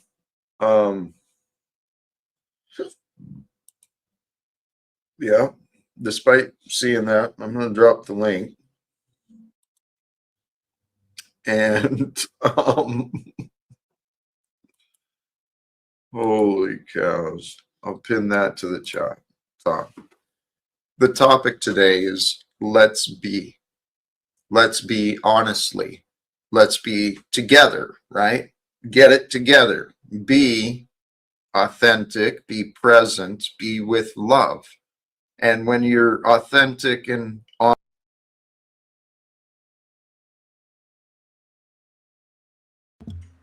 Audio check. Talcott burped when he saw this. El Diablo wrote in his shitty chat, "Hello, my tiggas." And he said he was going to drop the link despite this. What's wrong with that comment? Demons are always looking to vilify and scapegoat me. Always. All right, goodbye for now, Duncan. honest and present, and you're with love, guess what? It's really easy to be honest, right? It's really easy to be. Oh, yeah. He's a fascinating character. I saw some of the things he's been doing recently, but I saw some of the things Tark was doing recently too. And if he's still there, that unslaved truth guy. And Red 40, please, you don't have to call him gay every time. Every time you say his name, you don't need to add the extra. Anyway, I noticed our friend Unslaved Truth posted some posts about Jack Talcott. I thought about pulling him up. Was I going to? I don't think I've got him up, but he's got a bunch of posts about Jack Talcott with the comments turned off. So I can't even reply, can't even say anything. And it's most peculiar and bizarre behavior for a quote unquote adult, right? Anyway, here's another quote unquote adult. Oh, welcome back for a bit. Stephen, how are you today? Hello. Hello. Why so negative, Jack? Why so negative? It's a new day. Let's be positive, brother. You said despite what you saw in the chat, you should have been happy to see me. All I was saying is hello to my tiggas. What's wrong with that? You never heard of Winnie the Pooh? Yeah, I have. Oh, well, Tigga. It's a good character. Huh. You seem upset or disturbed or negative today. Let's be positive, brother. Let's be positive. Let's be positive. Let's not complain about things, little trivial things. You should be happy to see me. Hello to all my fans in the chat room. The greatest co-host ever is here to brighten the show. How are you today, Jack? I'm quite blessed. Truly. Me too. You said despite what you saw in the chat, you put my comment up. I couldn't believe it. Well, please accept it, and then you might be able to believe it. And then once you believe it and accept it, you can understand. Accept what? Why I brought your chat up as I said that comment. Can you explain? Can you clarify? I don't understand. Well, it's fascinating that you don't, but I mean, I don't. I've been I'm very cheerful. honest. You seem sour. You seem sour. I brought positivity and cheerfulness, and right away you highlighted my comment saying you're going to post the link despite what you saw in the chat, and you posted my comment with saying despite seeing you in the chat, Stephen, I went ahead and I took a chance and I dropped the link. And my preference is honestly for other guests to join up because, Stephen, I've been very clear with you. I don't really enjoy you. You're not a co-host here. You're some fool who plays a clown and acts like a know-it-all online as he hides behind images, right?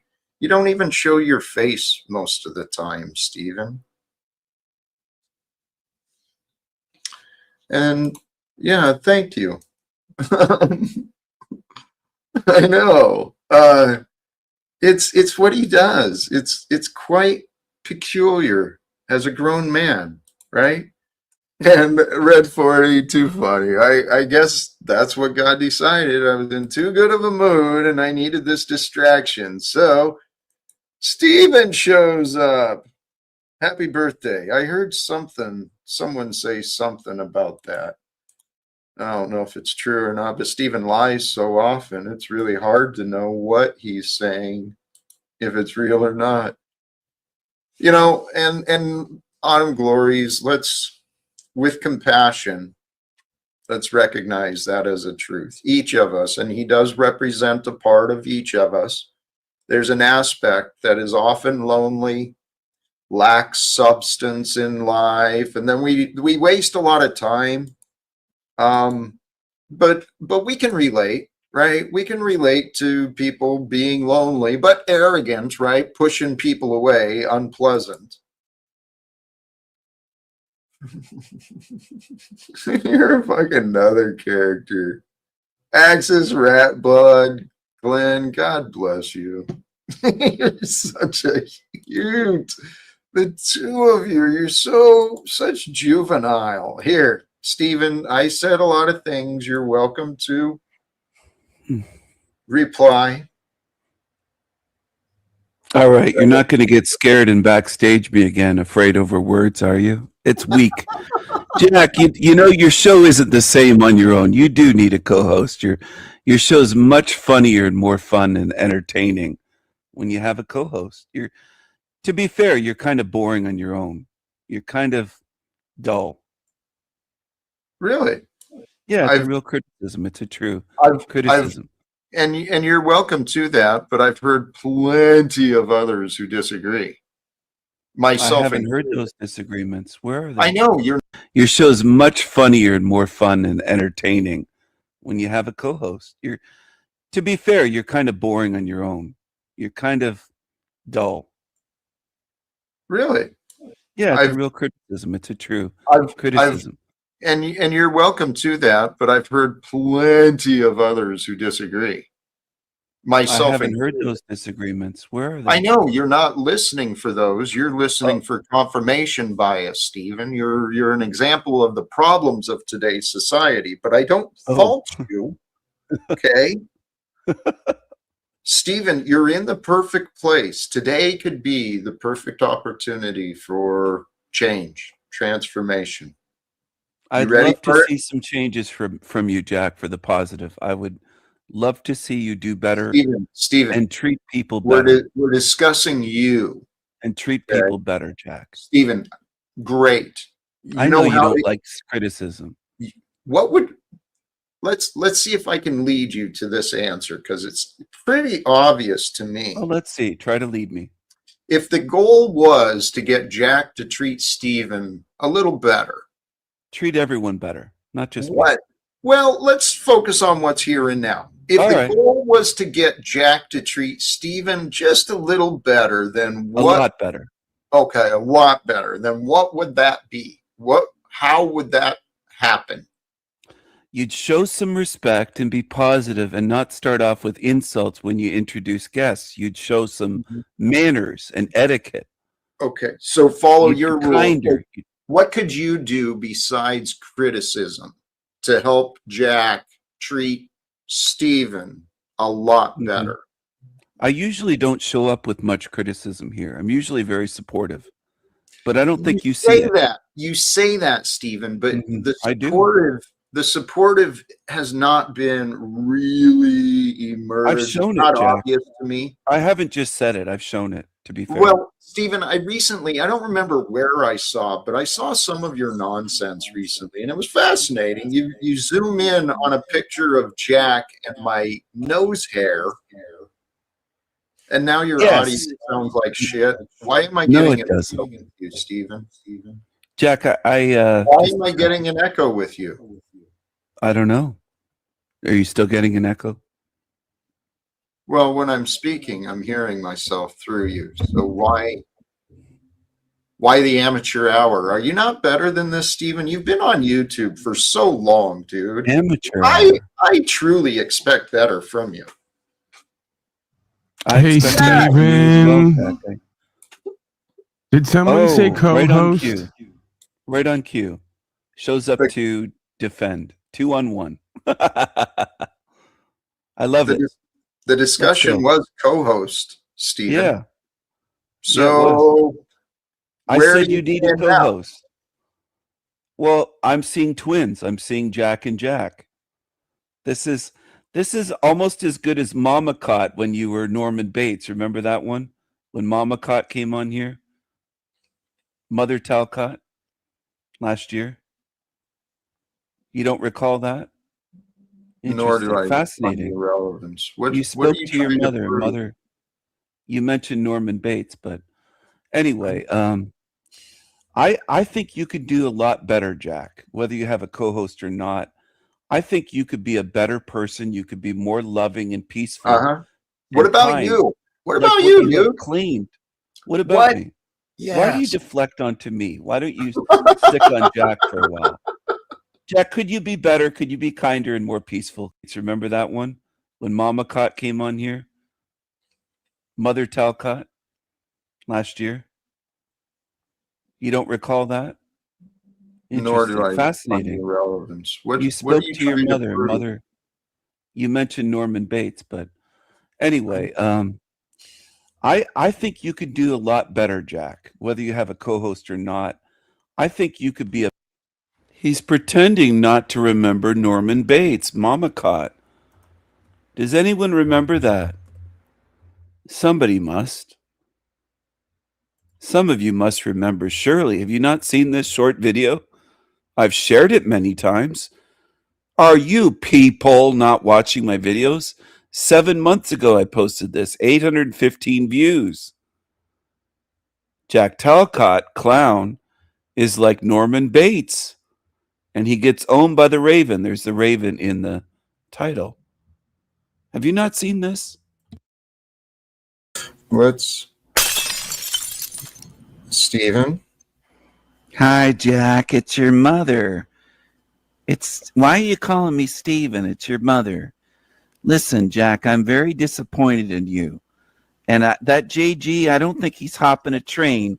I think he's on a Walmart scooter. That sounded like a Walmart scooter. He's not on a train. Who's this incel guy, Modern Men? He looks like he's kind of a misfit. But Jack, I'm worried about you. I'm worried about your life, where it's headed. You haven't called me in a long time, Jackie. You know what this reminds me of? Norman Bates, the Bates Motel. That's what you remind me of, Jack. That's you. You call yourself Jack in third person.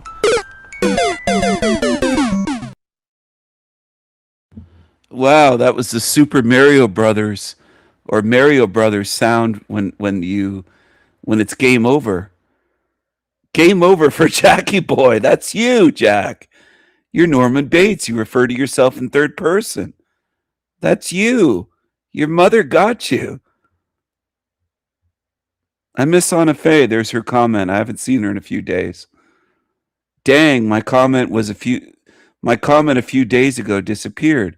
It's hilarious how he boots you once he realizes that he is Norman Bates. Yes, he's Norman Bates. And I responded 7 months ago. El Diablo wrote, glad you picked up on that. I bet nobody over there on Coward Cot's channel watching live picked up on that at all. Hashtag Demontards. I gave her comment a heart, but sometimes I forget to hit the like button on what people wrote. I like her comment. TG was laughing to tears. TG, not a robot. There should have been way more comments on this. 6 comments, and one of them was by me. And I think some comments might be hidden, potentially. Oh, wait a second. Salty Sirens show up now that I had to click. YouTube didn't want to show all 6 fucking comments. I had to click to refresh it on new comments or sort the comments just to see Salty Sirens comments. That's how fucking... I hate YouTube, the way that it's set up. Just show me the comments. I shouldn't have to fuck around going, oh, is this all the comments? Just show me the damn comments. Salty wrote, laughing my fucking ass off, Mama Caught. And also Salty wrote, Narcotia. I'm not even going to humor calling him out anymore. Since all of my accounts have been banned, he's not worth another email address. I agree. He isn't worth anything. He's a piece of shit. And JMO laughed to tears as well. So I was missing a few comments due to YouTube. I hate that. Just show, if it's only 6 comments or 10 comments, show all of the comments. Is it really that difficult to program YouTube to set it up that way? It's always a hassle going, is that it? Like, am I missing comments? Oh, I gotta fucking click again, a couple clicks just to see all of my comments. It sucks. It's stupid. It's a stupid design. It's a hassle. Because if you read enough comments, it's hundreds of times. It's not just one time. It's not just laziness. It's hundreds of times a fucking week I have to do that. And it's just a couple extra steps that are unnecessary. Anyway, I'm going to share this with you, the link for this, because I'd like people to comment on this and get it more in YouTube's algorithm so that Talcott and some of his Demontard fans have to watch it pop up. Yeah, Salties are almost always hidden, on my channel at least. So there's the link for that short video, the Mama Caught video. And he gets called out by his mother. Jack, it's your mother. Jackie. Jackie boy, you haven't called your mother. Fucking YouTube. That pisses me off when it hides comments like that. And then it hides people's completely. It erases people's comments, including mine. I've left comments on my own videos without any curse words, without any reason. They're vanished as soon as I post. a reply or a comment on my own video, on my own channel. It's bloody ridiculous. It's so stupid. And it's so rigged. Anyway, where were we?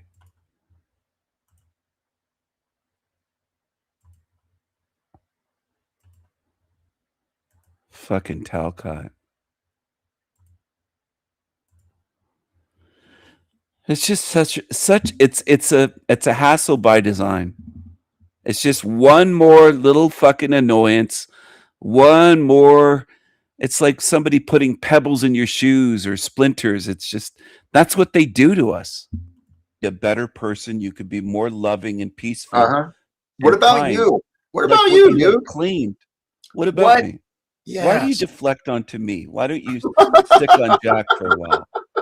Jack, could you be better? Could you be kinder and more peaceful? Can you remember that one when Mama Cott came on here?